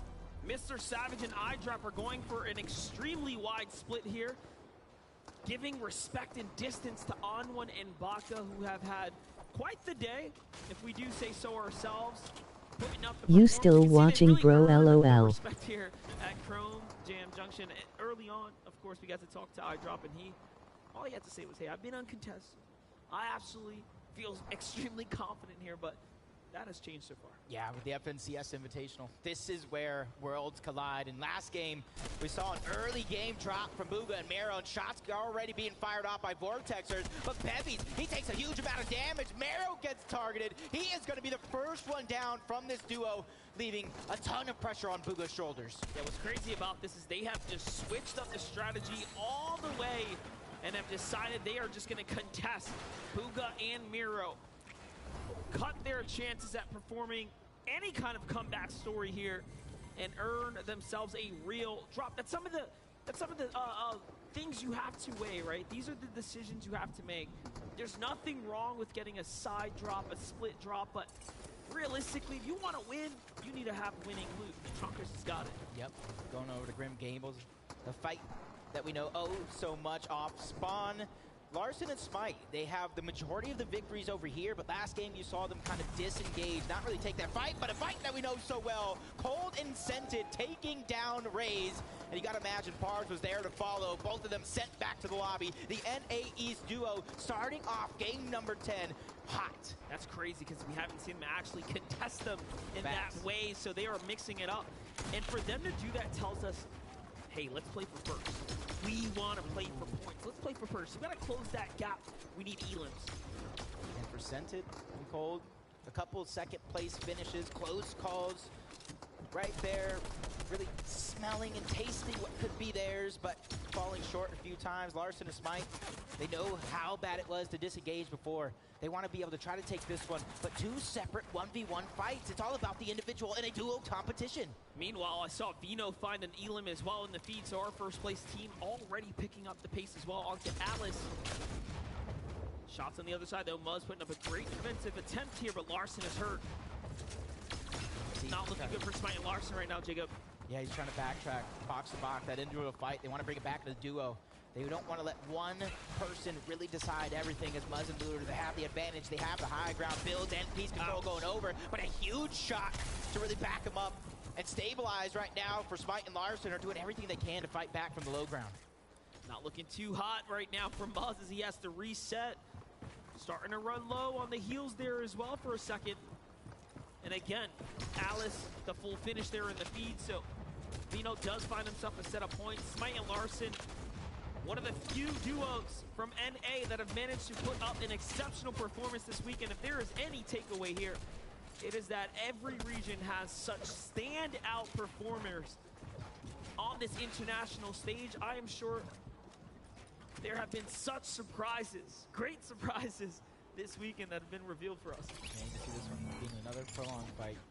More teams, slowly but surely, rotating in this direction, trying to go ahead and get their own Storm Surge, so it's not going to be a worry later on in the game as Larson and Smite trying to fight around, keep control of the pieces. Leader doing what he can. You see flashes coming out. A lot of their resources, Monster, being used very, very early. Yeah, definitely. You can see they're going to double down, start to farm up some material here. This will make a difference. Larson going for the wall take. Has to be careful. That is a 2v1 peek. This is one of the most dangerous things you can do, but there it is. Smite comes from the side there to back him up. Wasting no time there to fight back. Meanwhile, Ju, U3 start to step on in. Remember, Ju and U3 are contested by Alex and Bailey, but they have moved out of their drop spot a little early. Smite recognizes what's going on here, and all of a sudden, Larson also doubles down on the defensive maneuvers. Everyone will possibly have to get out of here now. Yep. And even then, I think there's an additional team putting their attention into the mix. There it is. Shots from up above. Yep, that's our team from the Copenhagen Flames. That's Pablo, Wingu, and Swag. Wow. They didn't have the best day number one, but looking to have a great day number two. Shots being fired on the Larson. Pablo picking up that elimination. And this is where it's going to get hectic because everybody also still has to rotate south to zone. And Bevies in the elimination feed, he did take down Bugha. That's not what you want to have happen. And even Mr. Savage getting dropped by Baka, the NA West duo rising to the top on day number two. Yep, so fights are starting to conclude now. Tayson finds Aqua as well, so all of our contested drops are leaning towards a conclusion. KBR and Zeke, KBR by himself right now, our 5th place team currently in the back half here. Already has a big task in front of him. It's making up the points, and a much tougher one. We get to see how Bugha was actually eliminated. Bevies and Vortex are just catch him, trying to escape. All the while, a tough day for Bugha. In comes Queasy and Vino flying high through the sky, watching all that action from Green Gables as the dust settles. And you can even see what their plan is. They know some action is down there, and they too want to take part. Their early game aggression on the back of Vino already netting themselves one elimination, but they know how stacked it has actually been. But Scented goes down. Scented goes down for the duo from OCE. And do not forget, Scented and Cold are the highest current positioned NA East team. Cold is now by himself. This is a problem. The full thirst has already happened. This is a tough spot to be in for our young player, Cold. Cold, who has just had an exceptional year, being picked up by Scented, playing alongside one of the greats in our space, and trying to work his way up, earn his stripes throughout this scene.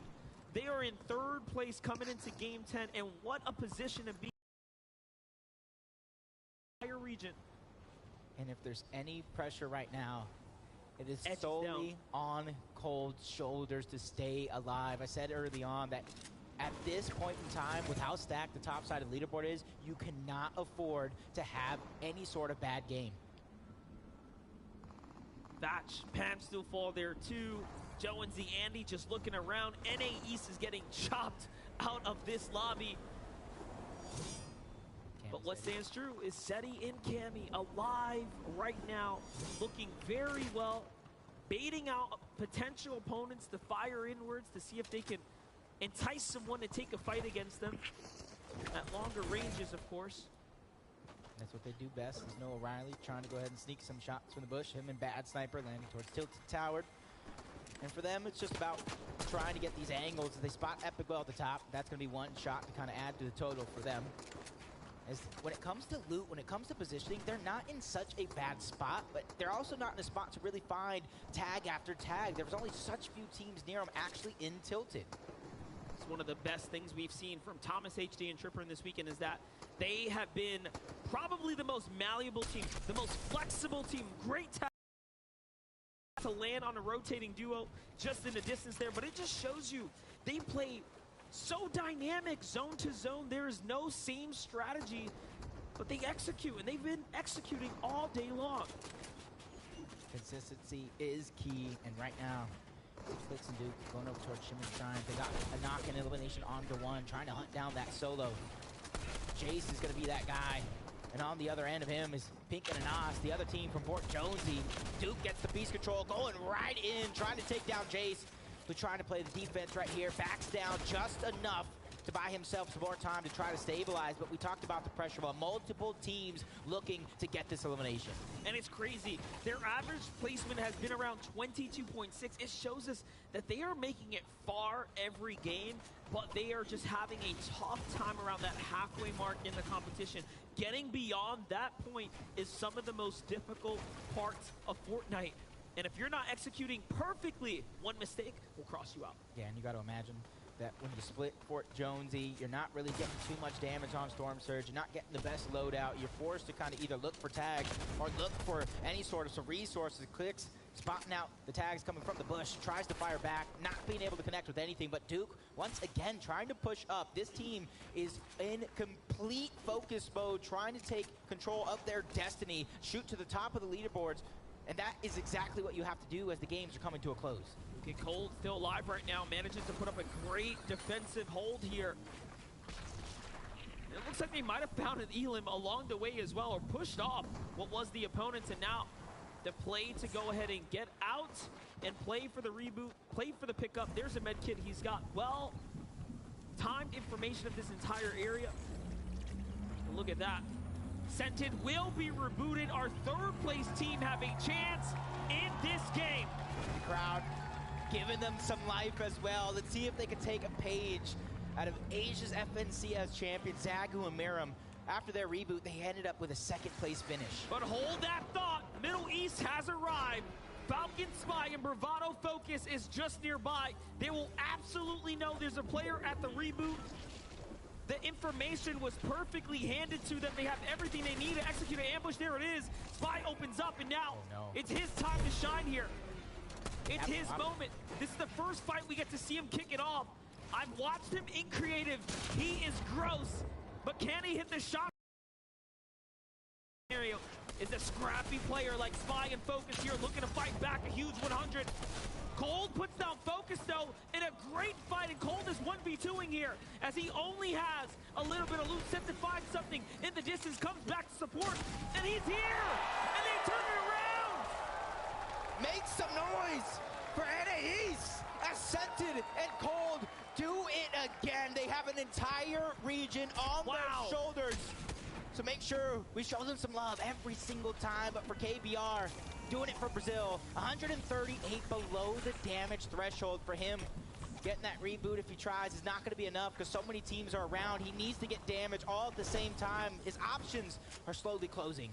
I must say, that was so impressive. I haven't let it down just yet. But let's look at KBR here. He needs 160 damage to get safe here. He's only found 30. You need big tags. You cannot miss these. That's huge. There it is.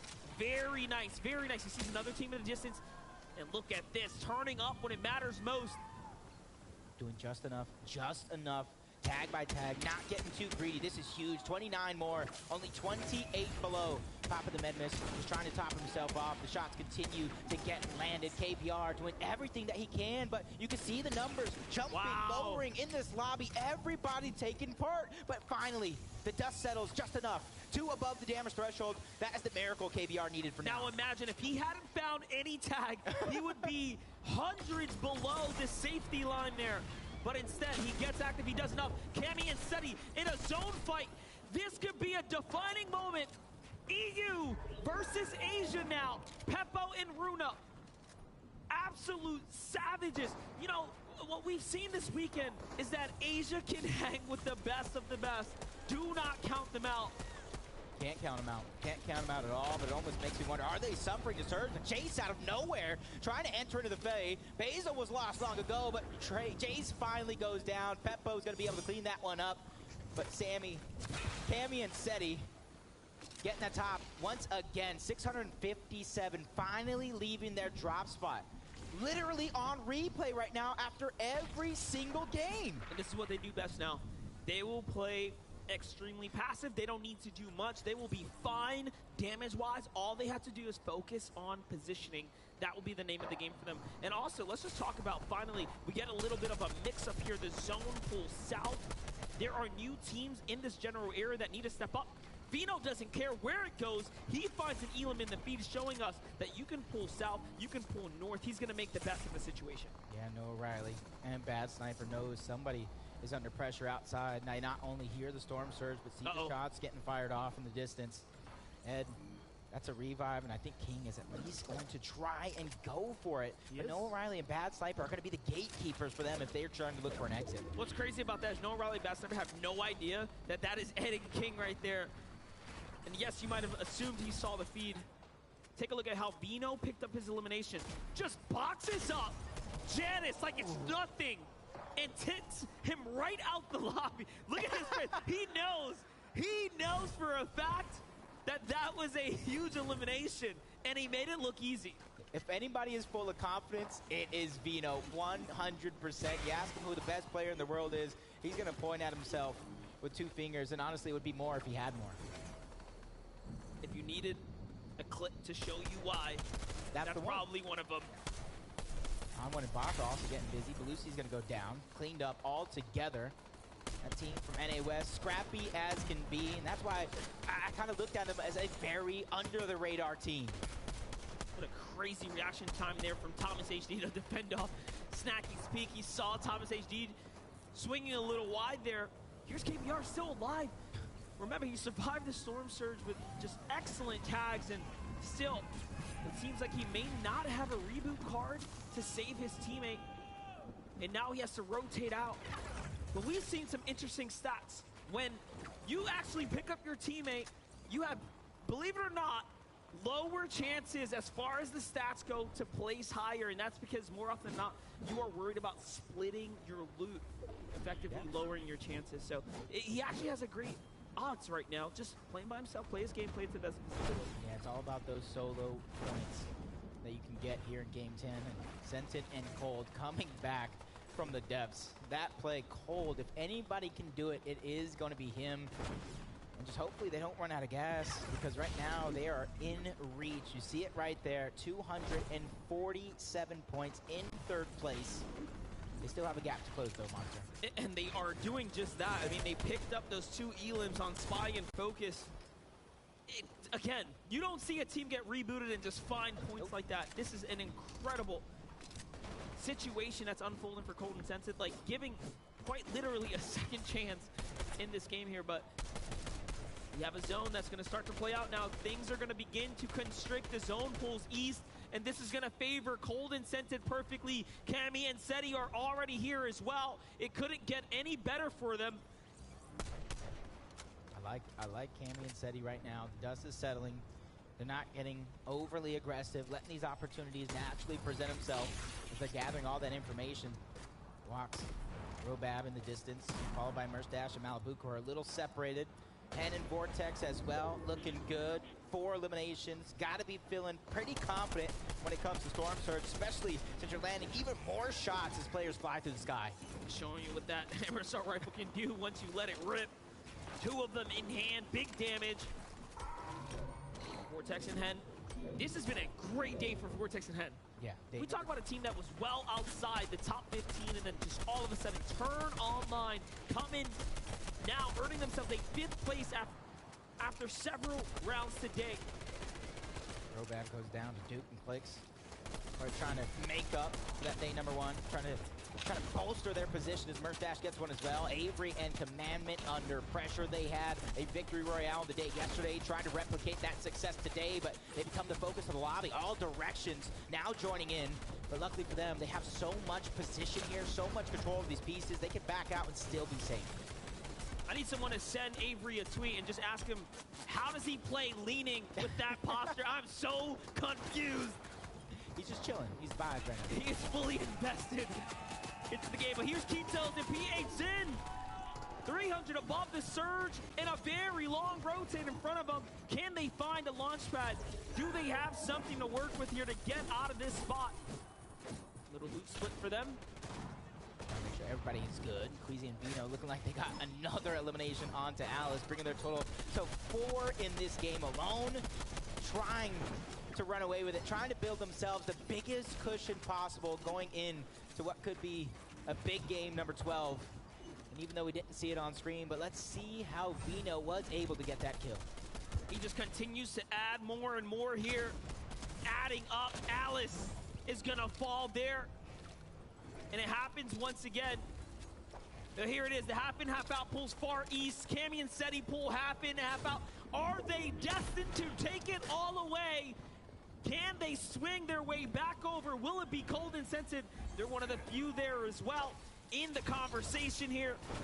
Vico and Mirai need to do more. 14 above is not going to be enough. He's going to slide right past Avery and Commandment. This is dangerous territory to be in.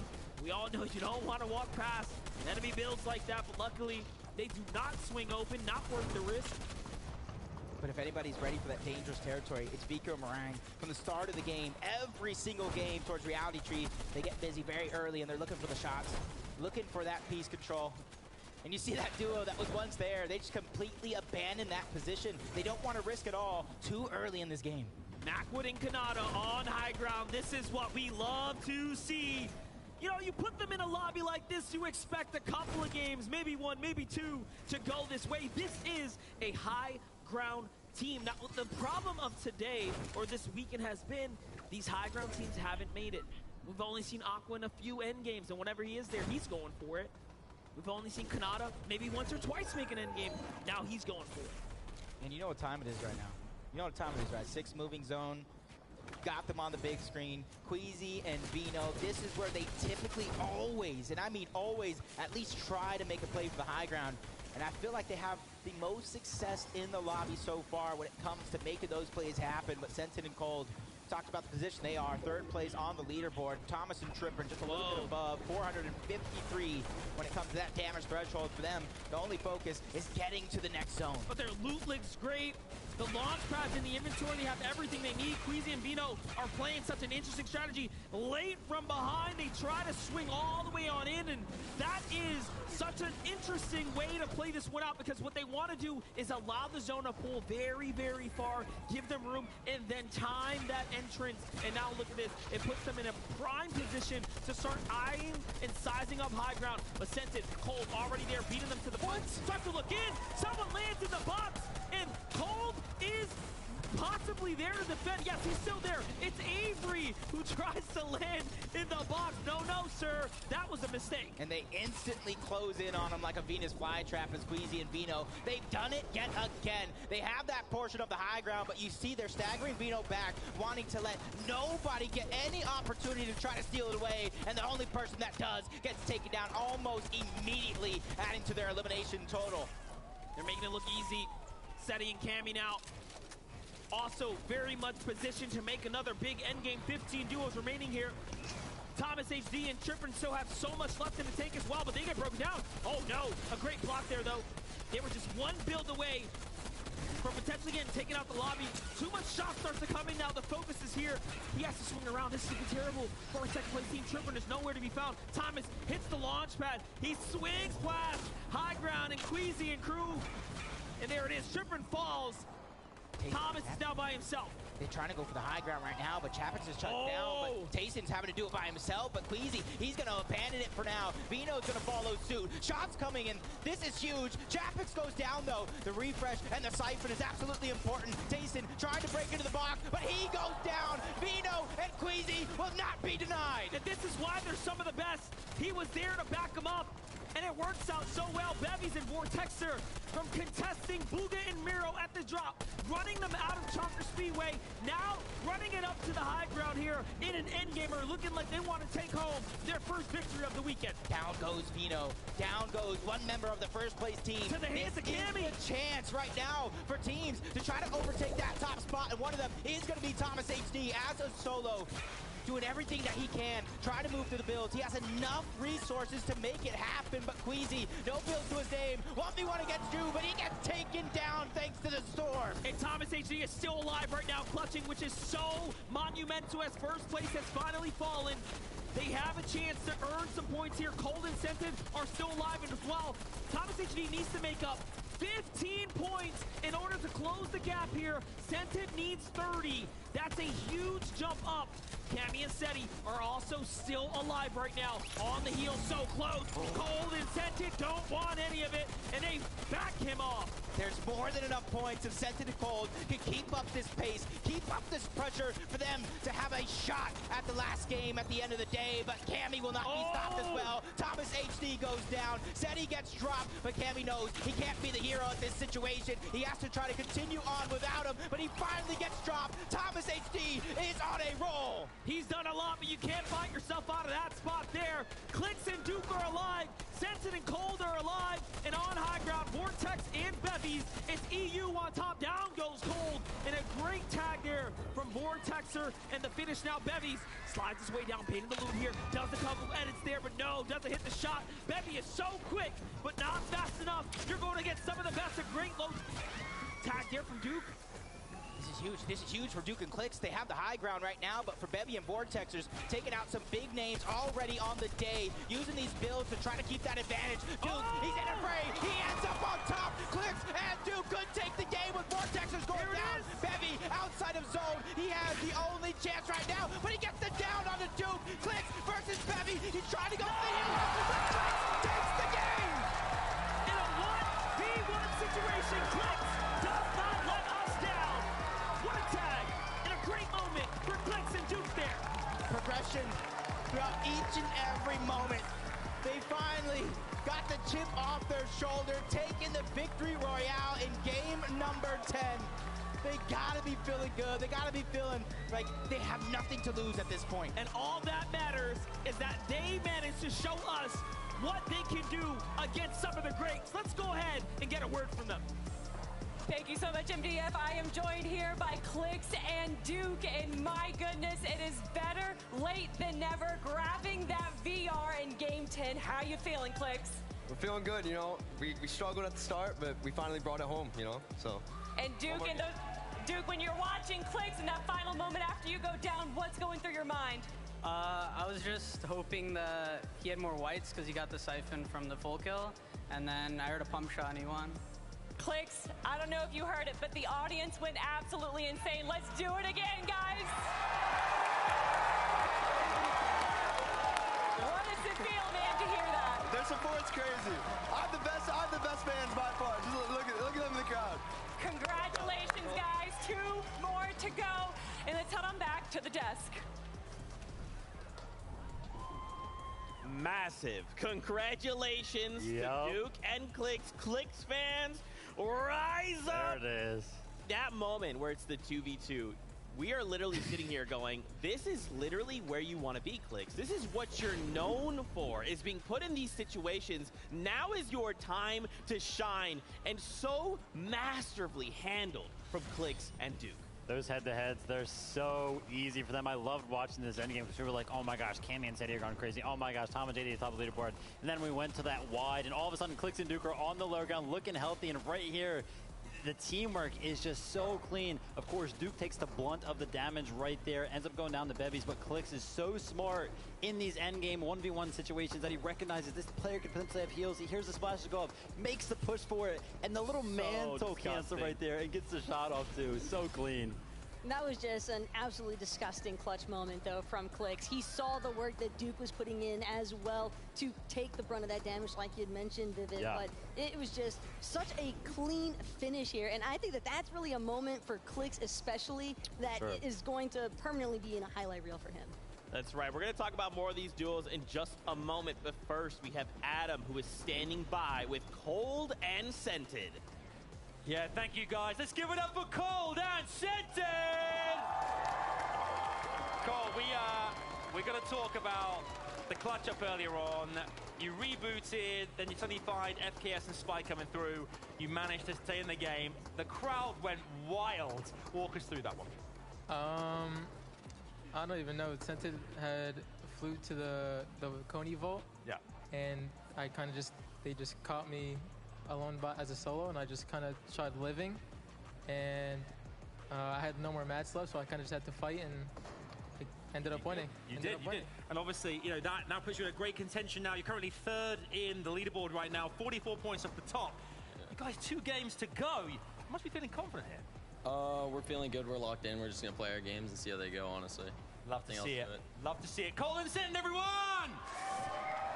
While I'm here too, give it up for Noah Riley and Bad Sniper! Noah Riley, you guys are currently sat in 7th. We haven't talked to you much this weekend, but what an incredible display thus far with 2 games left. I want to get top 5 at least, and then I'm happy. Top 5 seems to be the target. Are you feeling the same way, Basil? What do you guys do now with 2 games left? How do you manage the next 2 games? Last games, keep consistency, and it will be fine. It'll be fine. Yeah. It'll be fine. We're very chill over here, Zeke. Back to you, buddy. Hey, you know, just keep it fun. Everything's fine. That's what I like to hear, personally. My goodness, this game, though, game number 10 of 12, was absolutely insane. I think the big kind of overall storyline for me was Queasy and Vino, right? Then their kind of counterpoints, Cammy and Seti, right? Yep. And what was interesting to me about this was actually, for a long time I was sitting here thinking, yeah, Cammy Seti versus like Queasy and Vino. It's actually a Cold and Scented versus Cammy and Seti tournament that's happening here. Queasy and Vino are just kind of like happen to orbit around both of them. Yeah, 100%. Listen, I think that so far, you know, we do have 2 games left, but I think Cold right there in that 1v2 situation, that's got to be like the play of the tournament so far for me. Literally keeping their contention for 2nd and 1st place alive right here. Look at this. FKS and Spy coming in. They're trying to get these sneaky shots in. Cold literally is in a 1v2. If you look at the minimap in the bottom right, Scented is so far away. So this is literally like a straight up 1v2, and Cold ends up finding both eliminations beautifully handled right there. Oh, look, his name might be Cold, but he just absolutely lit FKS and Spy on fire with that display. I don't even know where they came from, because that reboot ban was literally the bat signal for those 2. They were full on expecting a prime opportunity to try and snag a quick and easy elim, probably look to clean up the other part of the duo in the process, because I don't believe they had any idea that it was specifically Cold and Scented in that instance. But it's that momentum shift that I was asking for during the halftime break. That was a primary example of one of those instances, because the soon as that took place, you could just feel a change in the venue, and you could definitely see it in Cold and Scented's gameplay. And the fact that they went from needing a reboot onto Scented to a literal 3rd place finish for this matchup, that's awesome. Absolutely, and if we look at these standings, Queasy and Vino still holding strong. They are I would say the end game boss of the story we're telling here, but Cammy and Seti are actually the secret boss to this story, because they have been single-handedly shutting Queasy and Vino down for games now. It was in fact Cammy that actually knocked Vino out in that game and kind of put Queasy in that difficult situation of like, okay, what do you do now? You don't have your silver bullet, and now there's 2 of us. Yeah, 100%. But I mean, Queasy and Vino, I don't know how they do it. It's like every single time we're in that end game around 5th, 6th, or in that first movie, it's like I'm almost guaranteed to look up towards height and see them up there. They have gotten it seems like, every single game. And it's not like it's just like a repeat of strategy. It's something different every single time. I beg to question, is anybody even like looking up in the skies for these guys at this point? I think that that's just an attestament as well, though, to Queasy's IGLing capabilities, and the fact that Vino himself can also kind of fulfill that role, even despite the fact that he's an insane fragger at the same time. But going a little bit more in depth there with Queasy, I think it's kind of cool to see, because he is definitely someone that is definitely a little bit more emotional, but at the player frustration level, mental fortitude becomes so impactful here, and we've seen him make a comeback before. That's right. That is 3 games. This means we have 2 left. Here we go. Let's send it on over. Monster D-Face, Jacob PR, prep us for game 11.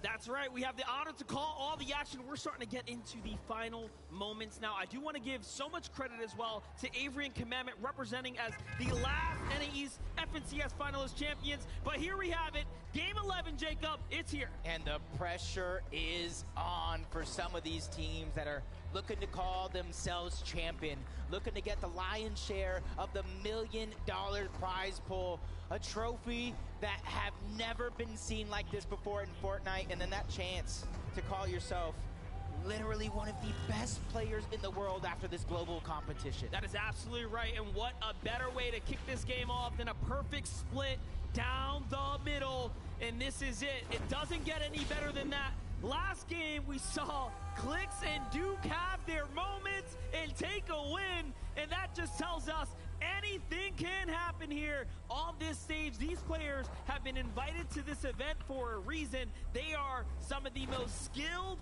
players we have in the space. Yep, you can see already Clix living with all the momentum over towards Fort Jonesy. Business as usual for these teams, looting up, getting some resources, starting your game off, and trying to replicate that success when it comes to Clix and Duke specifically. See it, get the touchdown, get their loot together, rotate early. They do not want to take a fight. Here's a tough spot to be in. Bevies and Vortexers were moments away from taking a victory royale before things change. Miro finally starts to clap back, but what you're seeing is just the cold hands, unfortunate. Bugha does fight back though. He will be able to save his teammate here and does of course get the Siphon as well. Materia is more important though, because if Vortexer pushes up, he's got everything to gain here. Really nothing to lose at this point. Bugha trying to will themselves back into this one. Saving the play for now. Miro still down, trying to hide his body, not wanting to get that one, give it up to Vortexers. That's 2 more points for them. Bugha doing what he can, backtracking, trying to go ahead and get his shields up as well, trying to get as many mats as possible. He knows the fight is inevitable, and the shot's gonna be landed. Bugha back to back, looking to clean this one up. All he needs is 1 more shot. But he's gonna find this moment to breathe and stabilize before he goes at it again. And it looks like we will see all of our faves start to have their moment here. Bugha does need to, of course, finish it now, and he does. And there it is. They win back the drop. Talker Speedway swings back to Bugha and Miro. Yep, Miro did finally go down there, but it's not going to be any trouble for Bugha to get that reboot back up. Vico and Marine, though, trying to sneak their way towards the bottom. Catch, retake, and Novice off guard, but Bevy and Vortexers down altogether. 6th place, 212 points. That's going to be a chance for some of these teams that are outside of that top 5 to try to jump right in it and out past them. And that is crazy, because they had such a great game prior, pushing them so far up, and now all of that zapped away. Momentum gone, hits the reset, all down to now just 1 more round. And that's something else to think about. Every engagement, as you get sent back, the players have to sit there, wait for the next game, and start to formulate a plan for their last chance here at the FNCS Invitational. But first, of course, you have to get through this one right here. Vico and Marine playing so smart here. Last round, they were taken out a little early to the hands of Retake and Novice. Not something we've seen too many times before. Meanwhile, iDrop gets boxed up by On1. And Larson and Smite still fighting here. They've lost so much momentum as well in the back half of the tournament. This could be the key, though. This off-spawn fight right here could be the key that unlocks what we've seen yesterday. That potential we know they have. As they're just trying to go ahead and stay towards the low ground right now. Stay in a position that they think is advantageous to them.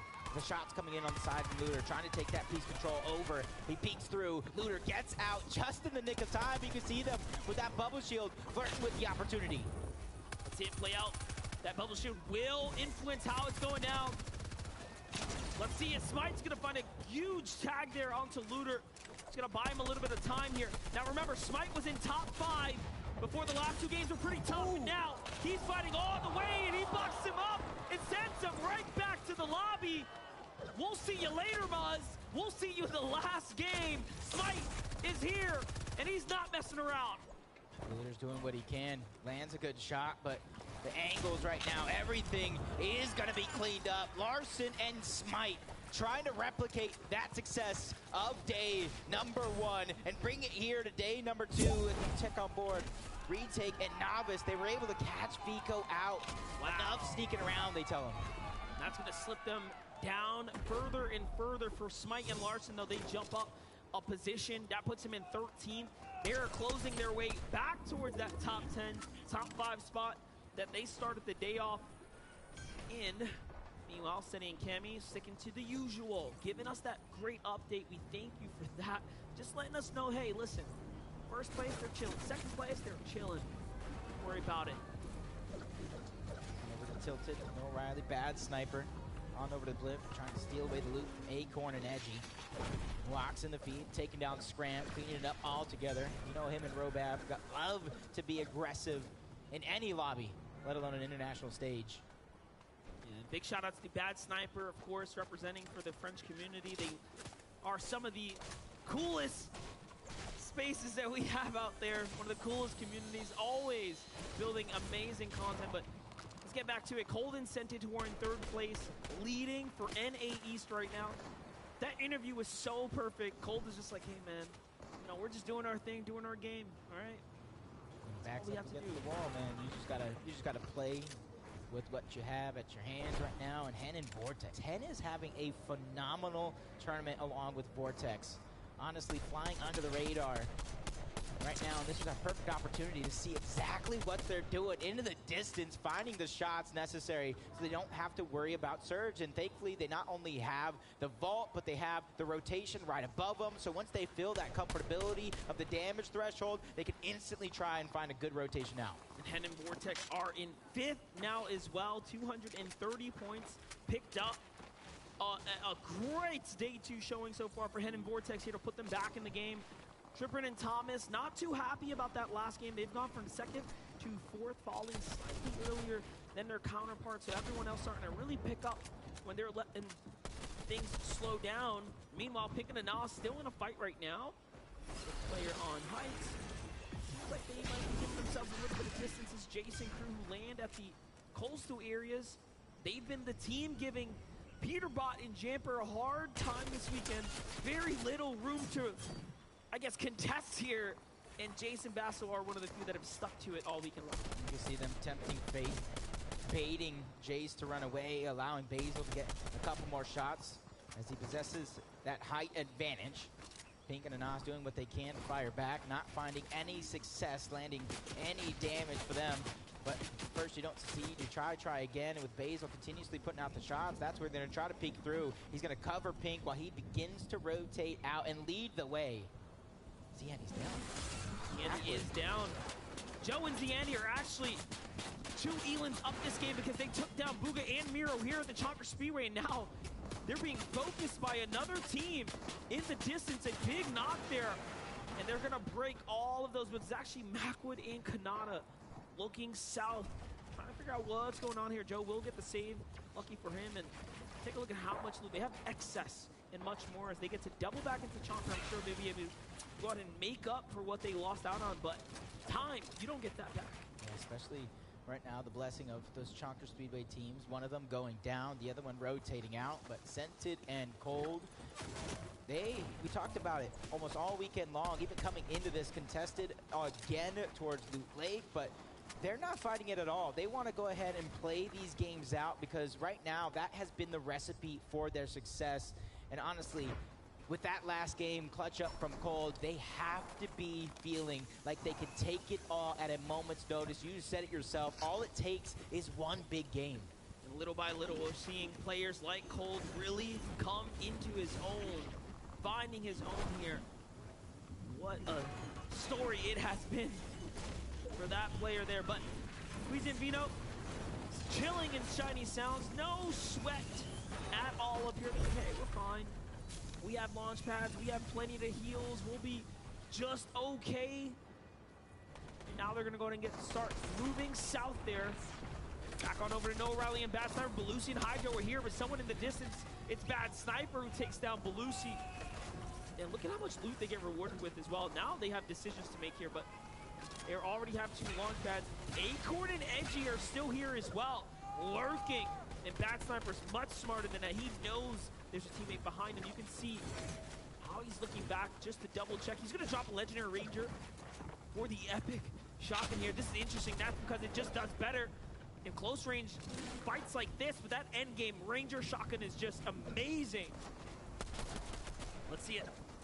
The distance right now, but they're on the hunt for that elimination. You said it yourself. They know he's a solo, but Acorn and Edgy hearing all this action go down. They want to also take part in it.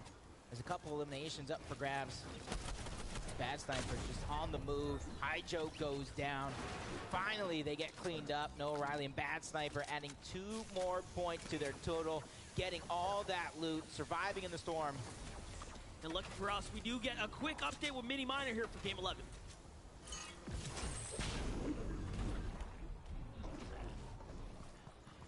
Looking really, really good on the Storm Surge all day. And you might be wondering, how do they have the heals for that? Look at this. Cammy emptying his entire inventory into the base that they've built on the top of this Cammy split area, on top of the balloon. And they're able to take damage now because, of course, they have those extra heals on standby. All we can see, just Cammy getting as much heals as possible, bringing it up into the top of that. And, of course, Seti is, meanwhile, while he's doing this, he's getting his tags. You can see on top of the balloon, if he does get tagged, as he did do earlier on, he can go all the way back down, use all of those heals that were inside of the base, and they don't have to waste any. So we're seeing them go into zone with 800-900 surge tags and having max heals. Great stuff from this duo. He might be mini, but his brain is big, giving us all the information we might have lost. And I know a couple people at home might be jotting that one down. Oh, that's how they're getting the surge. That's how they're looking so well when it comes to endgame with all those resources. As Mixon takes down Fatch, Hen's going to be by himself, and I talked about his incredible run. Now he's going to have to really put that to the test. With 75 damage above the damage threshold when it comes to Storm Surge, that is not much at all. You can see Hen just sitting back there by himself right now. Needs to continue to earn his way up if he wants to hold this 5th place spot. He's managed to claw his way towards. You wouldn't have thought it was possible looking at the way things played out yesterday, but that is what those extended moments between the halfway mark and, of course, 2D formats have to offer us is the full spectrum of the best strategies and plays that can be developed. Sensitive getting a little greedy there to get a flopper, but it seems like it was worth it, and that's because they can tell that they are just above the surge. And this is where I always say, only the best have to hit these shots when it matters the most. Easy Bino talk about the best of the best. Well, they might have heard Jim Monster, and we can see them be 97 below the damage threshold. This is a big switch up, but that's because the zone is pulling so far south. They're not able to stay on top of those balloons to get the damage, but they're going to find it either way. That's Scram and Chimp who are under pressure right now. Queasy Vino using that launch pad. They're trying to get ahead of all these teams that they know are stuck in the zone. Oh, Queasy marked him. Queasy marked the Nos. He's going to go for it. You can tell and know a third party swings in. This might be the moment that changes it all. Queasy and Vino are extremely hurt. That's going to use all of their chug splashes. They're below the Storm Surge, and it's even more desperate now. Pink and Anas versus Vino and Queasy. It's on. Taking that beast control, and what a piece it was. Big shots to be fired. Queasy drops down low, but they clean him up. 1, 2, 3, they are out. They are showing us why. They are in the lead. This is a force that cannot be stopped. I would hate to end up in front of them because they are looking like a runaway train at this point. KBR and Zeet, phenomenal run, staying alive by himself for Brazil. KBR getting tagged out of the sky, 11 HP. Storm Surge also doing its thing. But the pressure of the zone as they get stuck inside, not too many heals between them both, so they gotta hurry up and find their way out of here, or all that damage they did will go to waste. And Brazil must be so proud. KBR and Zeet have managed to hold top 10, and PHN and Kitos as well this entire weekend, just putting again some of the least representation of the region we've seen here on this international stage. But Cammy and Seti, as always, in the storm, a huge hit there. Zeet's gonna feel that one. KBR ditches his teammate. He's gonna take the bulk of the shots first. He loses his shield and no, picked out the sky. Sammy Seti here has found it. Oh, in the finish there onto KBR. Down goes the Brazilian duo. I don't want to get in these guys' line of sight. Everybody is getting terrorized by Cammy and Seti. Next up, it looks like it might be the TSM duo. NA West, 6-time champion Epic Well. Reed is becoming under pressure as well. Dropped to about half HP. Multiple players taking focus of him as well. Hens by himself. 1 elimination. 268 above the damage threshold. Slowly falling below, but for him, it's about finding that spot into zone, going ahead and building more than just a 1-by-1. And the reason why you want to do that is because if nobody spotted you there, you don't want people to know that you are solo. 4th place, housed up right next to 5th now. Little do they know, and then you have just the ever so dangerous Trulex, Chicho, just in the distance. Thomas HD are below the Storm Surge with 0 elims coming into game 11 right now. So this is that kind of position that's going to force them into a box. If they start to recognize the opportunity that's nearby, it's going to be tough, and here it is. They say, let's start working our way towards it. We need to get to the edge here. There's only a couple teams there. And does a great job of fighting back. King and Ed are starting to jump into this conversation as well, and shots rain in. Tripper is hurt. Sacrificing some of his own shields just to get the damage, but once again, they fall below. 7 at that, just 1 shot. But nobody is peeking. These stack lobbies know when and where to try to go for everything. But Hens on the other side is a solo. More damage is setting in on the Thomas HD, and now Storm Surge begins to tick. And sometimes that's all you need right there, and there it is. Tripper looking around in the distance. He's worked his way up. Trulis and Chicho are willing to open up a big box there, and Tripper now has a decision to make. Do you go for the gunfight or try to heal this one out? And it looks like he takes the ladder. He's just going to go ahead and look to survive right now. King and Ed work their way towards the loot. It is a matter of time, and it looks like our 4th place team, Thomas HD, does just enough to be in the game, but he falls there, and the look on the camera tells us that they are devastated to fall in 4th. 4th place just fall, like you said, and Scented just went down as well. Cold gonna have to clutch up big by himself. These are the final 2 games. Every moment matters, including this one right here, where Hen is just under pressure from Trulex and Chicho. Trying to stay alive, trying to find a way to stabilize, backing up slowly but surely, but those pieces are going over to Chicho and Trulex, 1 by 1, and they know that he's by himself. This is theirs for the taking. This is going to be interesting because for them, they also don't want to get too far behind the rest of the lobby when it comes to the zone. They have to make a decision quick. See how it's going to play out. Looking very tough. Let's go ahead and watch how Hen falls there, because now what this tells us is that things are starting to open up on the standings. Look at this. Hen finds King, walks in, plays for the elimination, and he actually gets that one too. Afterwards, he does go down, so at least he earns some points, but that's going to freeze him in time, lock him in at 5th, and open things up.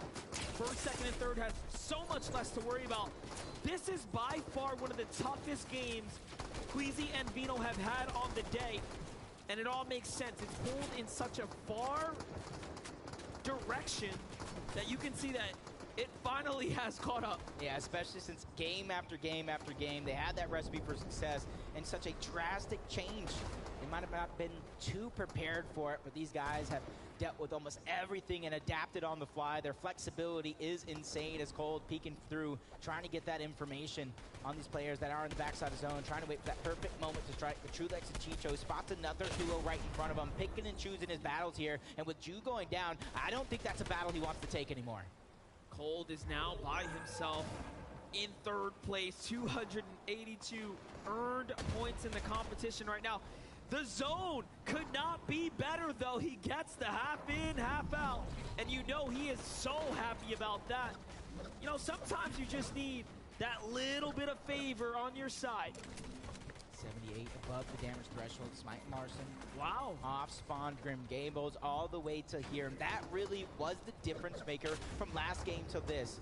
That damage onto Muzz and Looter really is propelling them this far into the game because they don't have to worry about Surge. All they have to worry about is getting to the front side of zone time and time again. It's so crazy. After every tournament, we always look at where was EU, where was NA, who was in the top 10 representation, and we have truly had such a fair balance, a fair representation on the stage here.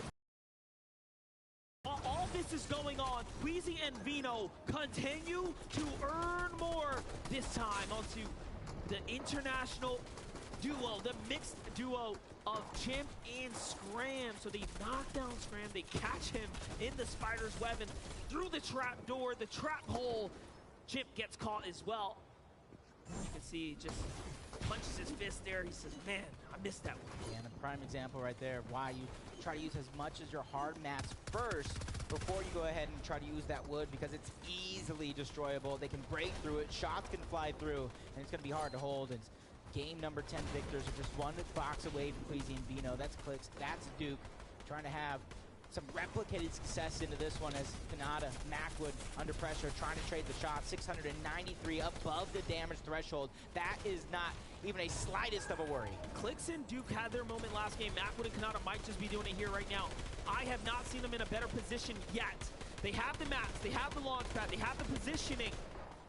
They could do the unthinkable, which is play for high ground and take this all home and get their win today. And honestly, I see it's 6 moving zone. Normally I would say it's Queasy and Vino time, but this has not been the most friendly game for them. They might not be in the same position.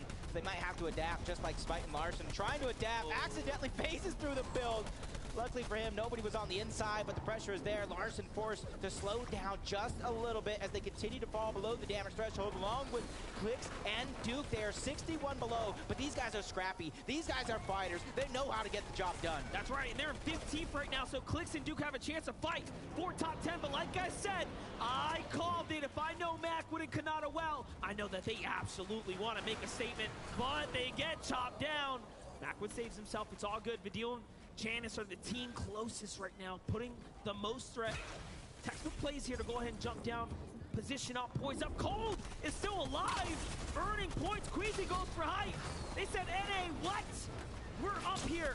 Let's do it. With or without resources, that is their play. Call it their signature move. 5 eliminations, but now they find a way to stabilize. They have done it, Monster. They have secured the high ground and taken it away from Kanata and Macwood. With the launch pad going out, that's going to be recycled for sure. Everybody has to go up and down these terrains. This one, Monster, is a literal roller coaster. We might see a 3-way fight for height. Bad Sniper Noah, touchdown and go for it. Jamper and Peterbot, they want their win too.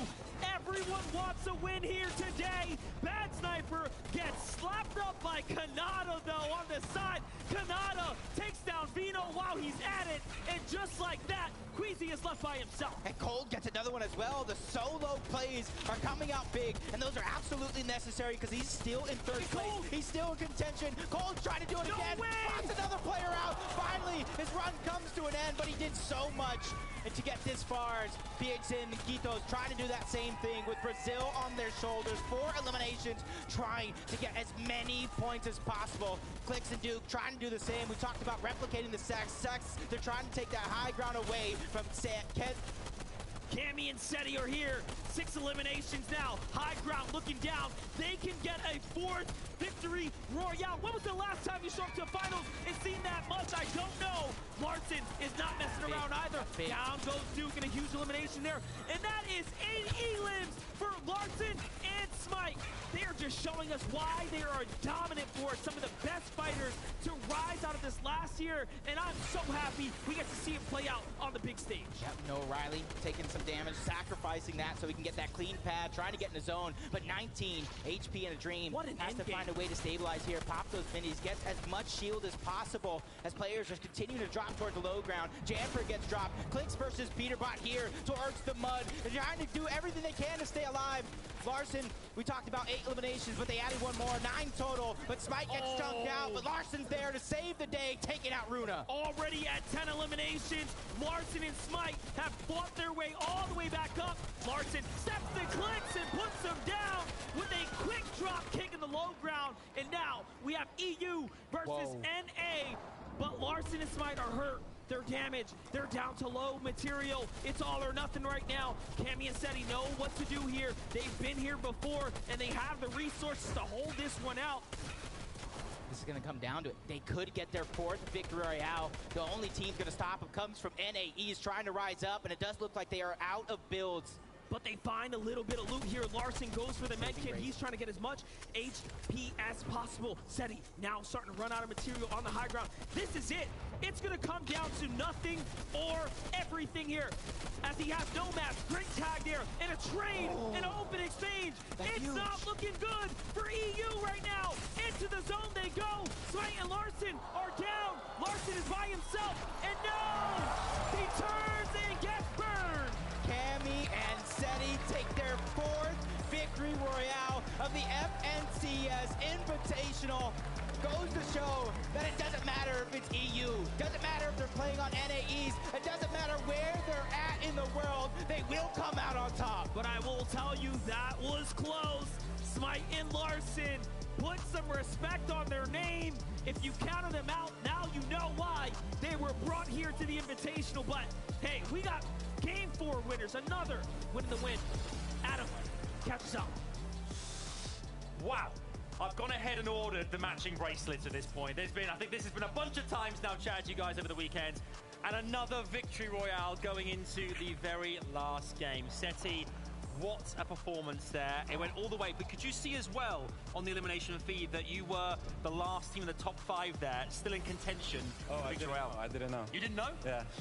Obviously, you can see the points here. Things have changed. Currently 360 points, 12 points ahead of second place. We still have to be confident, keep calm, and focus on the last game. The zones as well here, I'll ask you, Cammy. The zones have changed a lot now, aiming more towards the southern side. How does that affect your play at all? Like, the south zones are so much better for us because it's so easy, so much easier to rotate for us from balloon. So nice. It's great. A good battle there against Smite and Lars at the end as well.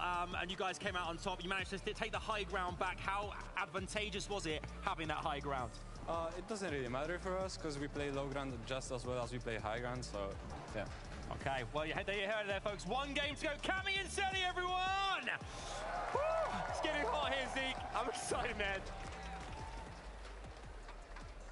For the first time here in the FNCS Invitational, Queasy and Vito are asked to step aside. And it's not even an ask. It's Cammy and Seti kicking in the door and saying, hey, we want first place.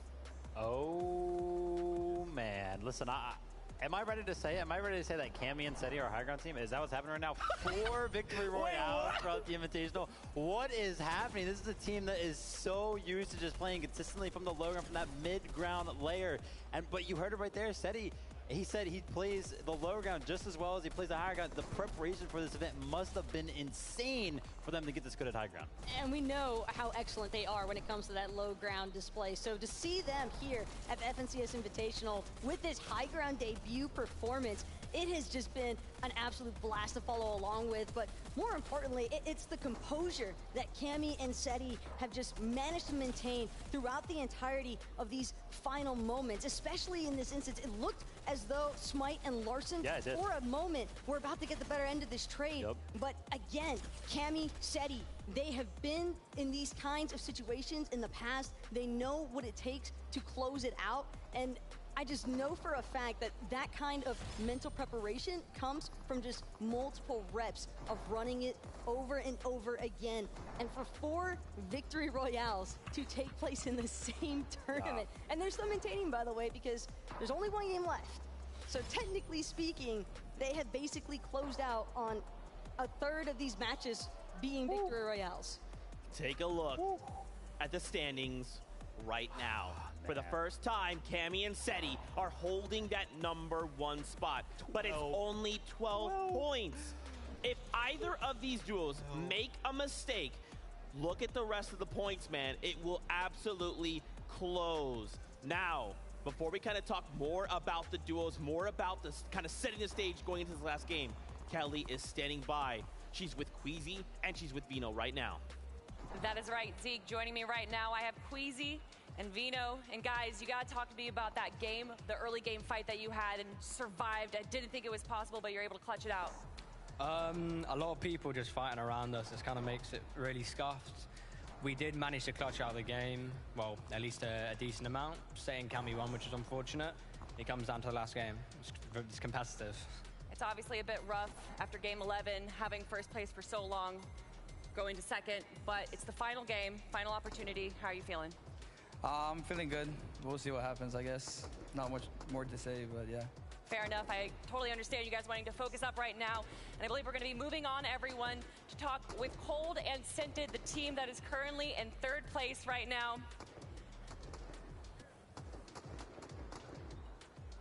Hey, guys. How's it going? How you doing? Good, how are you? I'm doing good. Thanks for asking. You know, you guys started or ended off day 1 in 8th place, moving all the way up to 3rd place right now. How you feeling about that? I'm excited. I'm happy. I'm hyped. We just figured out our mistakes from yesterday and just didn't make them again today, and now we're doing good. What's the plan for the final game right now? How are you feeling? What's going through your mind? We're playing for 3rd. We're playing with Sticks and Stones while 1st and 2nd has God Loot compared to us. So we're playing for 3rd. Just gonna, hopefully we can keep our lead on Thomas, and that's about it. All right, guys. Good luck in the final game, and let's head on back to the desk.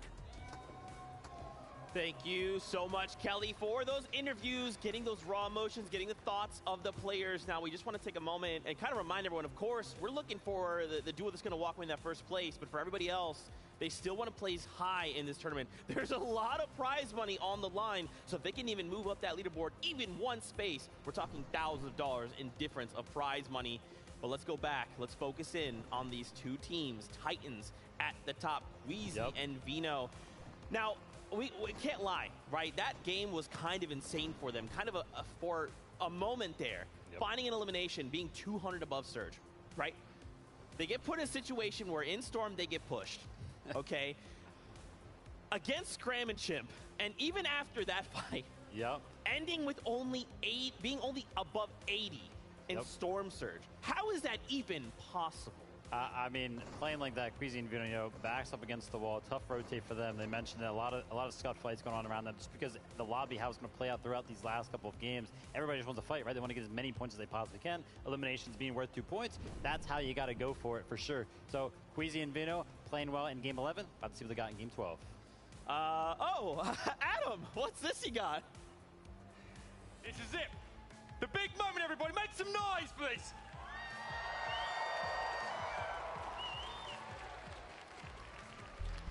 Close.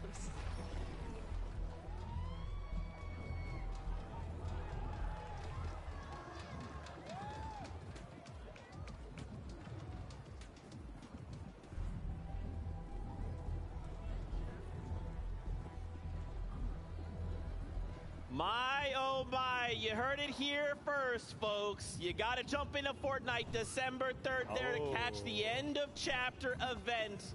Now, I'd love to talk more about it, but we got to focus back in on the competition. One last game. Two duos are sitting there.